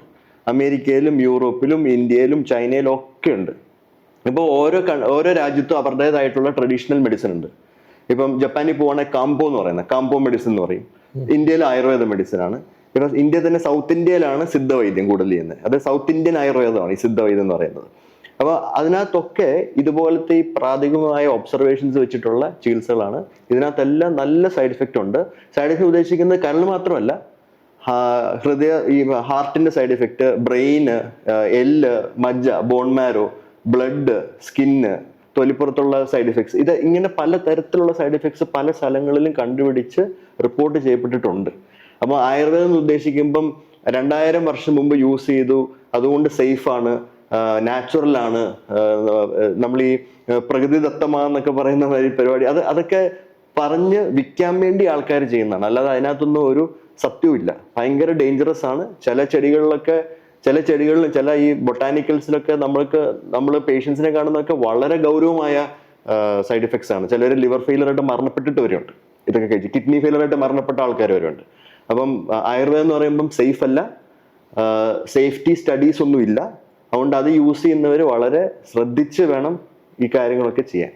ഡോക്ടറിന്റെ തന്നെ ഒരു ഇന്റർവ്യൂല് കേട്ടതാണ്, ഈ പേരിന് മോർണിംഗ് വാക്ക് ചെയ്യുന്നതുകൊണ്ടൊന്നും വലിയ കാര്യമൊന്നുമില്ല. ഈ ചെറിയ ഫാറ്റി ലിവർ ഒക്കെ ഉള്ളവര്, അല്ലെങ്കിൽ ആരോഗ്യം മെച്ചപ്പെടുത്തണം, വെയിറ്റ് കുറയ്ക്കണമെന്നൊക്കെ ഉള്ളവര് എത്രത്തോളം നടക്കേണ്ടതുണ്ട്, അല്ലെങ്കിൽ എങ്ങനെയുള്ള വ്യായാമങ്ങളാണ് ചെയ്യേണ്ടത്? ഇതിനകത്ത് 3 കാര്യങ്ങളാണ്. ഒന്ന്, ഒരു ഹെൽത്തി ലൈഫ് സ്റ്റൈൽ എന്ന് പറയുന്നത് ഒരു ദിവസം 8000 തൊട്ട് 10000 വരെ സ്റ്റെപ്സ് എടുക്കണം എന്നാണ്. 8000 to 10,000 സ്റ്റെപ്സ് അടി നമ്മൾ നടക്കുന്നത് ഒരു ഹെൽത്തി ലൈഫ് സ്റ്റൈലിന്റെ ഭാഗമാണ്. പക്ഷെ അതുകൊണ്ട് നമ്മുടെ ഫാറ്റ്, ഇപ്പൊ അമിതവണ്ണമുള്ള ഒരാൾക്ക് വണ്ണം കുറയ്ക്കാൻ വേണ്ടി ഫാറ്റ് ബേൺ ആവണം. ആ ഫാറ്റ് ബേണിങ് ഈ വെറും നടത്തത്തിലൂടെ നടക്കുന്നില്ല. അതിൽ നമുക്ക് എയറോബിക് എക്സസൈസ് വേണം. എയറോബിക് എന്ന് പറയുമ്പോൾ ബ്രിസ്ക് വാക്കിംഗ് ആണ്. അതായത് 1 മിനിറ്റിൽ 100 അടി. അങ്ങനെ ചെയ്യുമ്പോൾ അത് എയറോബിക്കായി, അതൊരു ഫാറ്റ് ബേണിങ് ആക്ടിവിറ്റി ആയി. പക്ഷെ അത് മാത്രം ചെയ്തുകൊണ്ട് കാര്യമില്ല, നമ്മൾ അഡീഷണൽ ആയിട്ടുള്ള വേറെ എയറോബിക് വർക്കൗട്ട്സും ചെയ്യണം. അപ്പം ചില ആൾക്കാർ സൈക്ലിംഗ് ചെയ്യും, ചിലർ നീന്തും, ചിലർ ജിമ്മിൽ പോയിട്ട് ഹോൾ ബോഡി എക്സസൈസ് ചെയ്യും. ഈ ഹൈ ഇന്റൻസിറ്റി ഇന്റർവെൽ ട്രെയിനിങ് എന്ന് പറയുന്ന സംഭവമുണ്ട്, ഹിറ്റ്. അപ്പൊ അതിനകത്ത് വളരെ ഫാസ്റ്റ് ആയിട്ട് ഈ സർക്യൂട്ട് ട്രെയിനിങ് മാതിരി പല പല types of exercises floor based ഒക്കെ ചെയ്യുന്ന ആൾക്കാരുണ്ട്. അത് കൂടാതെ വെയിറ്റ് ട്രെയിനിങ് അല്ലെ റെസിസ്റ്റൻസ് ട്രെയിനിങ് എന്ന് പറയും, കുറച്ച് ചെറിയ ചെറിയ വെയിറ്റ്സ് എടുത്തിട്ട് വർക്കൗട്ട് ചെയ്യുന്ന ആൾക്കാരാണ്. അപ്പൊ ഇതെല്ലാം കൂടെ കൂടുമ്പോഴാണ് ഈ ഫാറ്റ് ബേൺ ആവുന്നത്. അല്ലാതെ നമ്മൾ ജസ്റ്റ് നടന്ന് ഇപ്പൊ എത്ര വേണം നടന്നു, 10 കിലോമീറ്റർ 12 കിലോമീറ്റർ നടന്നു, പക്ഷെ അതുകൊണ്ടൊന്നും ഫാറ്റ് ബേൺ ആകത്തില്ല. നമ്മൾ ഇതുപോലെ എയറോബിക് ആക്ടിവിറ്റി കൂടെ അതിനകത്ത് ഉൾപ്പെടുത്തണം, എന്നാലേ ശരിയാവുള്ളൂ. അതുകൊണ്ട് എൻ്റെ പല പേഷ്യൻസും ഞാൻ പറയും, ഞാനൊക്കെ ഫാറ്റ് ലിവറിന് മരുന്ന് എഴുതി കൊടുക്കാറില്ല ഒരു 95% ആൾക്കാരിലും. ജീവിതശൈലിയിലെ മാറ്റങ്ങളെ പറയത്തുള്ളൂ. പക്ഷെ അവരൊക്കെ തിരിച്ചു വരുമ്പം എല്ലാവരുടെ വെയിറ്റ് ഒന്നെങ്കിലും അതേപടി ആയിരിക്കും, അല്ലെങ്കിൽ കൂടിയിരിക്കും. ഇപ്പം ഞാൻ ചോദിക്കും, നിങ്ങൾ ഈ 6 മാസം എന്താ ചെയ്തത്? അവർ പറയും, ഞങ്ങൾ എല്ലാ ദിവസവും നടക്കുന്നുണ്ടായിരുന്നു. ചിലവർ പറയും, ഞങ്ങൾ എല്ലാ ദിവസവും യോഗ ചെയ്യുന്നുണ്ട്. ഇതൊന്നും ഫാറ്റ് കുറയ്ക്കാൻ പോകുന്നില്ല. ആരും എയറോബിക് എക്സസൈസ് ചെയ്യുന്നില്ല. ഇത് ചെയ്യണം എന്ന് പറയുന്നത്. ഇത് ചെയ്താൽ പല അസുഖങ്ങളും വരത്തില്ല. ഓക്കെ. അതുപോലെ ചില ആളുകൾ ഈ എക്സസൈസ് ചെയ്യാൻ പോകുമ്പോൾ 10 കിലോമീറ്റർ നടന്നതല്ലേ എന്ന് കരുതിയിട്ട് കൂടുതൽ ഭക്ഷണം എടുത്ത് കഴിക്കുന്നു, അങ്ങനെ കൂടുതൽ വണ്ണം വെക്കുന്നു. അതെ അതെ, നന്നായിട്ട് വിശക്കുമല്ലോ ഇങ്ങനെ നടക്കുമ്പോൾ. ഇവിടെയാണ് ഒരു വളരെ ഒരു ഇമ്പോർട്ടന്റ് കാര്യം. അതാണ് കാലറി ഡെഫിസിറ്റ്. അതായത് ഇപ്പം ഒരു 60 കിലോ വ്യക്തിക്ക് ഒരു ദിവസം ഒരു 3000 കിലോ കാലറി എനർജി വേണം വർക്ക് ചെയ്യാൻ. ആ 3000 കിലോ കാലറി ഇദ്ദേഹം കഴിക്കുന്നു. പക്ഷെ ആൾക്കൊരു കുറച്ച് വണ്ണമുള്ള വ്യക്തിയാണ്. അപ്പൊ നമുക്ക് ആ വെയിറ്റ് കുറയ്ക്കാൻ വേണ്ടി നമ്മൾ എക്സ്ട്രാ ബേൺ ചെയ്യണം. അപ്പൊ നമ്മൾ ഒരു 3500 കിലോ കാലറി ബേൺ ചെയ്യാനുള്ള എക്സസൈസ് ചെയ്യണം. അപ്പൊ അവിടെ 500 കിലോ കാലറി നെഗറ്റീവ് ഡെഫിസിറ്റ് ആയി. അതാണ് ഈ കാലറി ഡെഫിസിറ്റ് എന്ന് പറയുന്നത്. അത് നമ്മൾ ഡെയിലി മെയിൻറ്റെയിൻ ചെയ്യണം. അങ്ങനെ ആകുമ്പോഴത്തേക്കും നമുക്ക് ഒരു 6 മാസം 1 കൊല്ലമൊക്കെ ആകുമ്പോഴത്തേക്കും നല്ല ഫാറ്റ് ബേൺ വരും. അപ്പൊ ഈ കുറെ നടന്നെന്ന് പറഞ്ഞ് പിന്നെയും കൂടുതൽ കഴിക്കുമ്പം അവിടെ കാലറി പിന്നെയും കയറുകയാണ്. നമ്മളത് കത്തിച്ച് കളയുന്നില്ല. 500 കത്തിച്ചിട്ട് 1000 എടുക്കുകയാണ്. അവിടെ 500 പോസിറ്റീവ് ആയി. മലയാളികൾ പൊതുവെ ഒരു ഭക്ഷണം കഴിക്കുമ്പോൾ അല്ലെങ്കിൽ പല പാക്കറ്റുകൾ വേണമെങ്കിലും എടുത്തിട്ട് ഇത് എത്ര കാലറി ഉണ്ടെന്ന് നോക്കുന്ന ഒരു ശീലം നമുക്കില്ല. നേരെ മറിച്ച് പുറത്ത് പലരും കഴിക്കുന്നതിന് മുമ്പ് ഇങ്ങനെ നോക്കാറുണ്ട്. പുറത്ത് പല പല ഐറ്റത്തില് അത് എത്രമാത്രം ഹെൽത്തി ആണെന്നുള്ള കളർ കോഡിങ് വരെ ഉണ്ട്. ഇപ്പൊ സിംഗപ്പൂരൊക്കെ നമ്മൾ പാക്കറ്റ് ഫുഡ് എടുത്താൽ അതിനകത്ത് orange colour, red colour, blue colour coding ഉണ്ട്. അപ്പൊ അതിനകത്ത് എത്രമാത്രം പ്രോസസ്ഡ് ആണിത്, എത്രമാത്രം കാലറി ഉണ്ട്, അതിനകത്ത് എത്രമാത്രം ആഡഡ് ഷുഗർ ഉണ്ടെന്നൊക്കെ ഉള്ളതിന്റെ കോഡിങ് ആണത്. അത് വെച്ചിട്ട് നമുക്ക് ഹെൽത്തി ഓപ്ഷൻസ് എടുക്കാൻ പറ്റും. ഇവിടെ അത് ടൂത്ത് പേസ്റ്റിൽ മാത്രമേ ഉള്ളൂ. ഇവിടെ ഭക്ഷണത്തിന്റെ കാര്യത്തില് കോഡ് ഇട്ടാലും ആൾക്കാർ നോക്കത്തേ ഇല്ല. എന്തിന്? എക്സ്പയറി ഡേറ്റ് പോലും നോക്കത്തില്ല. ഇവിടെ കണ്ണടച്ച് കഷായം കുടിക്കുന്ന ആൾക്കാരാണ്. ആ കഷായത്തിനകത്ത് എന്തുണ്ടെന്ന് പോലും നോക്കുന്നില്ല. ഒന്നും വേണ്ട. എൻ്റെ അടുത്തൊരു പേഷ്യന്റ് ചുമയാന്ന് പറഞ്ഞ് ഒരു മരുന്ന് കഴിച്ച് കുറച്ച് ലിവർ പ്രോബ്ലംസ് ആയിട്ട് വന്ന് ഞാൻ നോക്കുമ്പം ചുമയുടെ ഈ ചുമ മരുന്നിന്റെ ഒരു ഫിലോകോഫ് എന്നാണ്. അതൊരു ഹോമിയോപ്പതി പ്രൊപ്പറേറ്ററി പ്രൊഡക്റ്റ് ആണ് ഫിലോകോഫ്. ഞാൻ നോക്കിയപ്പോഴത്തേക്ക് അതിനകത്ത് എന്താ അടങ്ങിയിരിക്കുന്നത്? മദ്യവും പാറ്റയാണ്. പാറ്റ, സത്യം. ബ്ലാട്ട ഓറിയന്റാലിസ്. ആർക്കും വേണേൽ പോയി ചെക്ക് ചെയ്യാം. ഈ ചുമയ്ക്കും കഫക്കെട്ടിനും ആസ്തമയ്ക്കൊക്കെ ഹോമിയോപ്പതിയിൽ കൊടുക്കുന്നത് പാറ്റേനെയാണ്. മദ്യത്തില് മിശ്രീകരിച്ച് അതിനെ നേർപ്പിച്ച്, ചിലപ്പോൾ നേർപ്പിക്കത്തുമില്ല, അതിന്റെ ഒറിജിനൽ സിറപ്പ് ഫോർമുലേഷൻസ് വരെ കൊടുക്കുന്നുണ്ട്. എൻ്റെ അടുത്ത് എൻ്റെ ഒരു ഹോമിയോപ്പതി സുഹൃത്ത്, അദ്ദേഹം ഹോമിയോപ്പതി ചെയ്യുന്നില്ല, അദ്ദേഹം പറഞ്ഞത് ഹോമിയോപ്പതി എമർജൻസിയിൽ ഈ പാറ്റേനെ സലൈനിലിട്ട് നെബുലൈസ് വരെ ചെയ്യുന്നുണ്ട്. ഈ പാറ്റയുടെ ഈ കുപ്പിക്കകത്തിട്ട് അതിനെ കംപ്ലീറ്റ് അതിനെ അലയിപ്പിച്ച് എടുക്കുന്ന ആ ഒരു ഇതുണ്ടല്ലോ, ഒരു ലിക്വിഡ് ഫോർം, അതാണ് നെബുലൈസ് ചെയ്യുന്നത്. അവിടെ നിൽക്കാൻ പറ്റുന്നില്ല, ഭയങ്കര നാറ്റമെന്ന് പറഞ്ഞു. ഇതുവരെ ചെയ്യുന്നുണ്ട്. അപ്പൊ ഈ ഇദ്ദേഹം കഴിച്ചുകൊണ്ടിരുന്ന സാധനം ഞാൻ നിങ്ങൾ ഈ സാധനം വായിച്ചു, എന്റെ ബാക്കിൽ എഴുതിയേക്കുന്നത് ബ്ലാട്ട ഓറിയന്റാലിസ് ആണ് എഴുതിയേക്കുന്നത്. ബ്ലാട്ട ഓറിയന്റാലിസ് പറഞ്ഞാൽ ഇന്ത്യൻ കോക്രോച്ച് ആണ്. അതിന്റെ അടിയിൽ എഴുതിയേക്കുന്നു 30% ആൽക്കഹോൾ. അത് നേർപ്പിച്ചേക്കുന്നത് 30% ആൽക്കഹോൾ ആണ്. അപ്പൊ ഇദ്ദേഹം പാറ്റയും പന്തിയും കഴിച്ചുകൊണ്ടിരുന്നത്. ഈ ലിവർ മോശമായിരിക്കുമോ? അതുകൊണ്ട് അതുപോലും വായിക്കാത്ത ആൾക്കാരാണ് ഫുഡ് പാക്കറ്റ് വായിക്കാൻ പോകുന്നത്. ഒരിക്കലും ചെയ്യത്തില്ല. അത്യാവശ്യം മദ്യപിക്കണമെന്നുള്ളവർക്ക് ഈ അരിഷ്ടങ്ങളും കാര്യങ്ങളും ഒക്കെ തന്നെ കഴിച്ചാല് പഠനങ്ങളുണ്ടല്ലോ. ലോക്ക്ഡൌണില് ഏറ്റവും കൂടുതൽ വിറ്റുപോയ സംഭവം എന്താണ്? അരിഷ്ടമാണ്. എന്നുവെച്ചാൽ മദ്യം മേടിക്കാനുള്ള ഷോപ്പില്ല. ആൾക്കാര് അരിഷ്ടം എന്ന് പറഞ്ഞാൽ മരുന്നായിട്ടല്ലേ വിൽക്കുന്നത്. അരിഷ്ടത്തിനകത്ത് 20% വരെ ആൽക്കഹോളുള്ള അരിഷ്ടങ്ങളുണ്ട്. ദശമൂല അരിഷ്ടം, ജീരകാരിഷ്ടം ഒക്കെ 20% വരെ ചിലപ്പോൾ ആൽക്കഹോൾ ഉണ്ട്. ഞങ്ങളൊക്കെ നോർമലി കാണുന്ന 10 തൊട്ട് 15 വരെ ശതമാനം ആൽക്കഹോളാണ് ഈ അരിഷ്ടത്തിനകത്ത്. അതുപോലെ തന്നെ ഈ ഹോമിയോപ്പതിയുടെ സാധനം ആർക്ക് എവിടെ നിന്നും മേടിക്കാം, മരുന്നാണ്. 90% വരെ കിട്ടും. 90% അബ്സല്യൂട്ട് ആൽക്കഹോൾ വരെ ഹോമിയോപ്പതി കിട്ടും. അതിനാണ് അവർ മദർ ടിഞ്ചർ എന്ന് പറയുന്നത്. അതാണ് ഈ തുള്ളിമരുന്നായിട്ട് കൊടുക്കുന്നത് പിള്ളേർക്കൊക്കെ. ഇവർ പിള്ളേർക്ക് കൊടുക്കുന്ന മദ്യമാണെന്ന് പോലും ഇവർക്ക് അറിയാമെന്ന് എനിക്കറിയത്തില്ല. ഇതുപോലെ കാര്യങ്ങളാണ് കേരളത്തിൽ നടക്കുന്നത്. ഇപ്പൊ ഇതിന്റെയൊക്കെ സൈഡ് എഫക്റ്റുകൾ ഇതൊന്നും ഇതുവരെയും പഠനങ്ങളൊന്നും നടക്കാൻ അനുവദിക്കാത്തത് എന്താണ്? ഇവിടെ ഒന്ന് ഇവരായിട്ട് പഠനങ്ങൾ ചെയ്യത്തില്ല, ജനവികാരം എതിരായതുകൊണ്ട്. അതെ, അതൊരു കാര്യം. രണ്ടാമത് ഇവരുടെ തന്നെ ബിസിനസ് പൊട്ടി പോകത്തില്ലേ. അതായത് ഞങ്ങൾ കൊടുക്കുന്ന മദ്യമാണ് ഇതിനകത്ത് പ്രശ്നങ്ങളെന്ന് പറഞ്ഞാൽ അവരെ കടയടച്ച് അവർ പ്രശ്നമാവും. അതുകൊണ്ട് ഒരിക്കലും അവർ പറയത്തില്ല. എന്തിനു പറയണം? ഹോമിയോപ്പതിക്കാര് ഒരിക്കലും ഇത് മദ്യമാണെന്ന് പറഞ്ഞല്ലല്ലോ ആൾക്കാരെ കൊടുക്കുന്നത്. പക്ഷെ അതിനകത്ത് മദ്യമാണ്.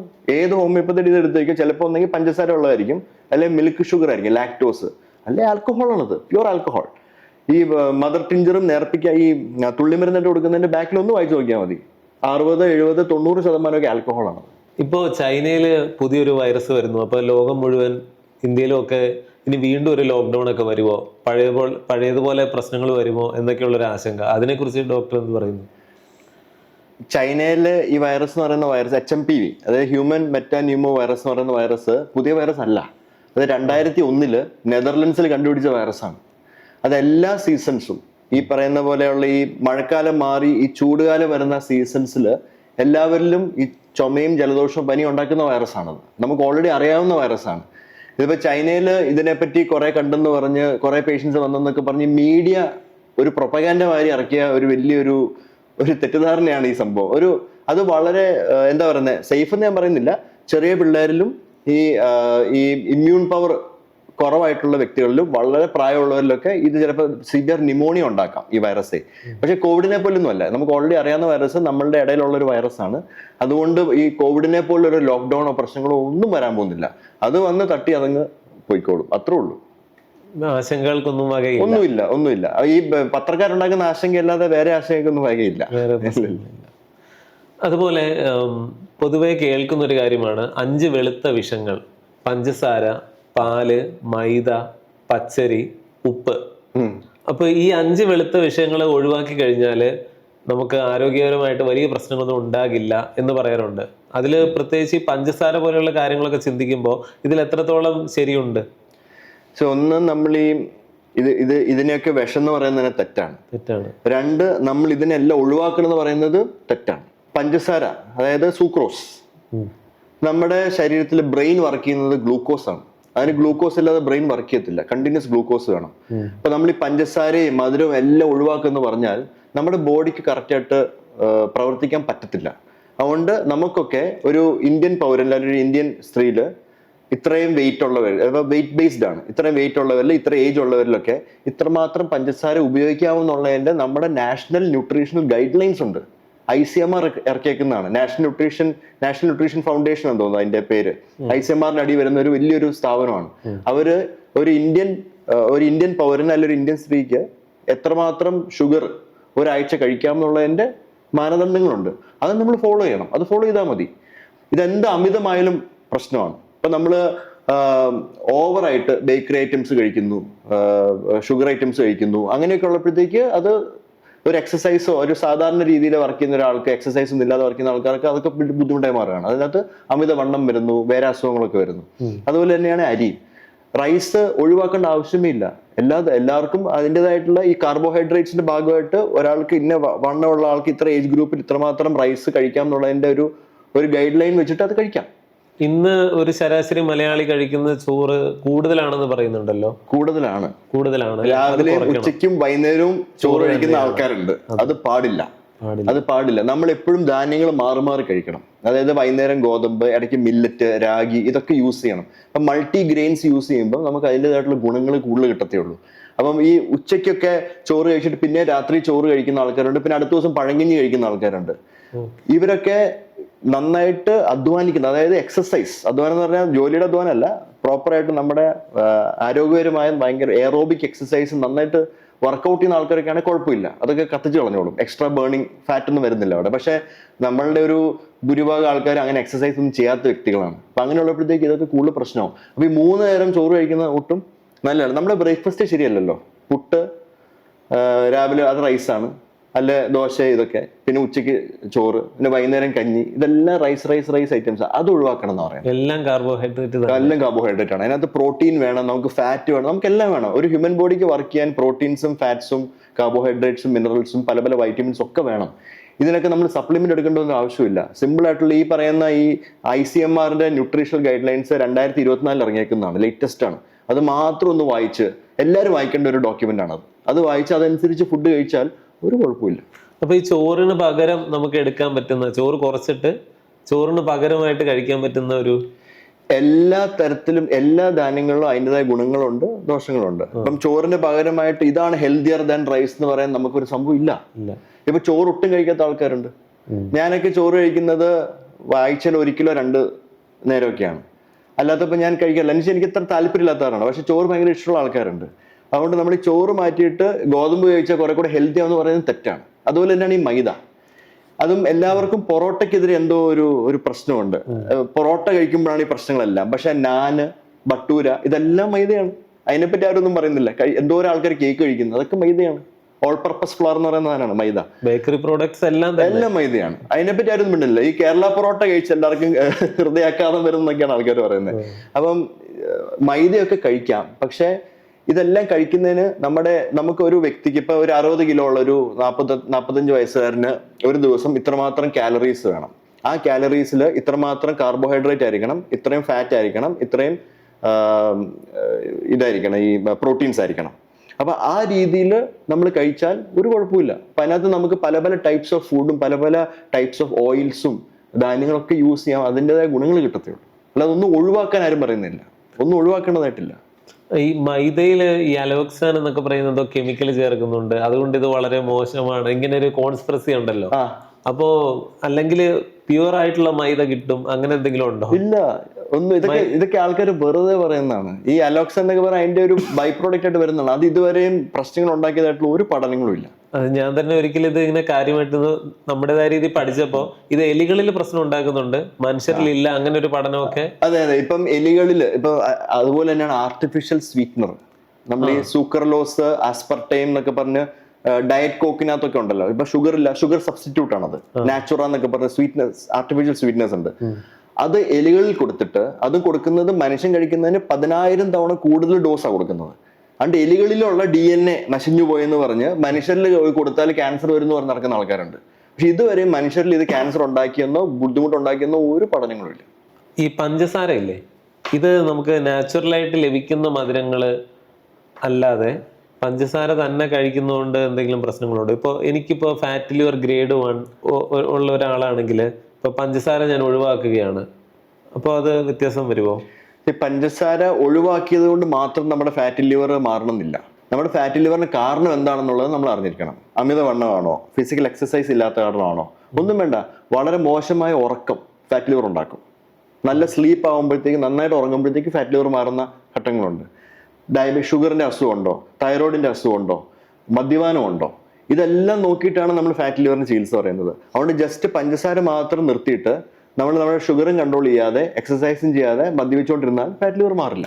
നമ്മുടെ ചാനലിലെ വളരെ വിലയേറിയ വീഡിയോകളിൽ പ്രധാനപ്പെട്ട കുറച്ച് വീഡിയോകൾ തന്നെയാണ് ഡോക്ടർ ആബി അദ്ദേഹവുമായിട്ടുള്ള നമ്മുടെ ഈ അഭിമുഖമെല്ലാം. കാരണം അത്രമാത്രം തിരക്കുള്ള, അത്രമാത്രം അറിവുള്ള ഒരു ഡോക്ടറിൻ്റെ ഒരുപാട് മണിക്കൂറുകൾ സമയമാണ് നമുക്ക് കിട്ടിയിരിക്കുന്നത്. അതിന് വളരെ വാല്യൂ ഉണ്ട്.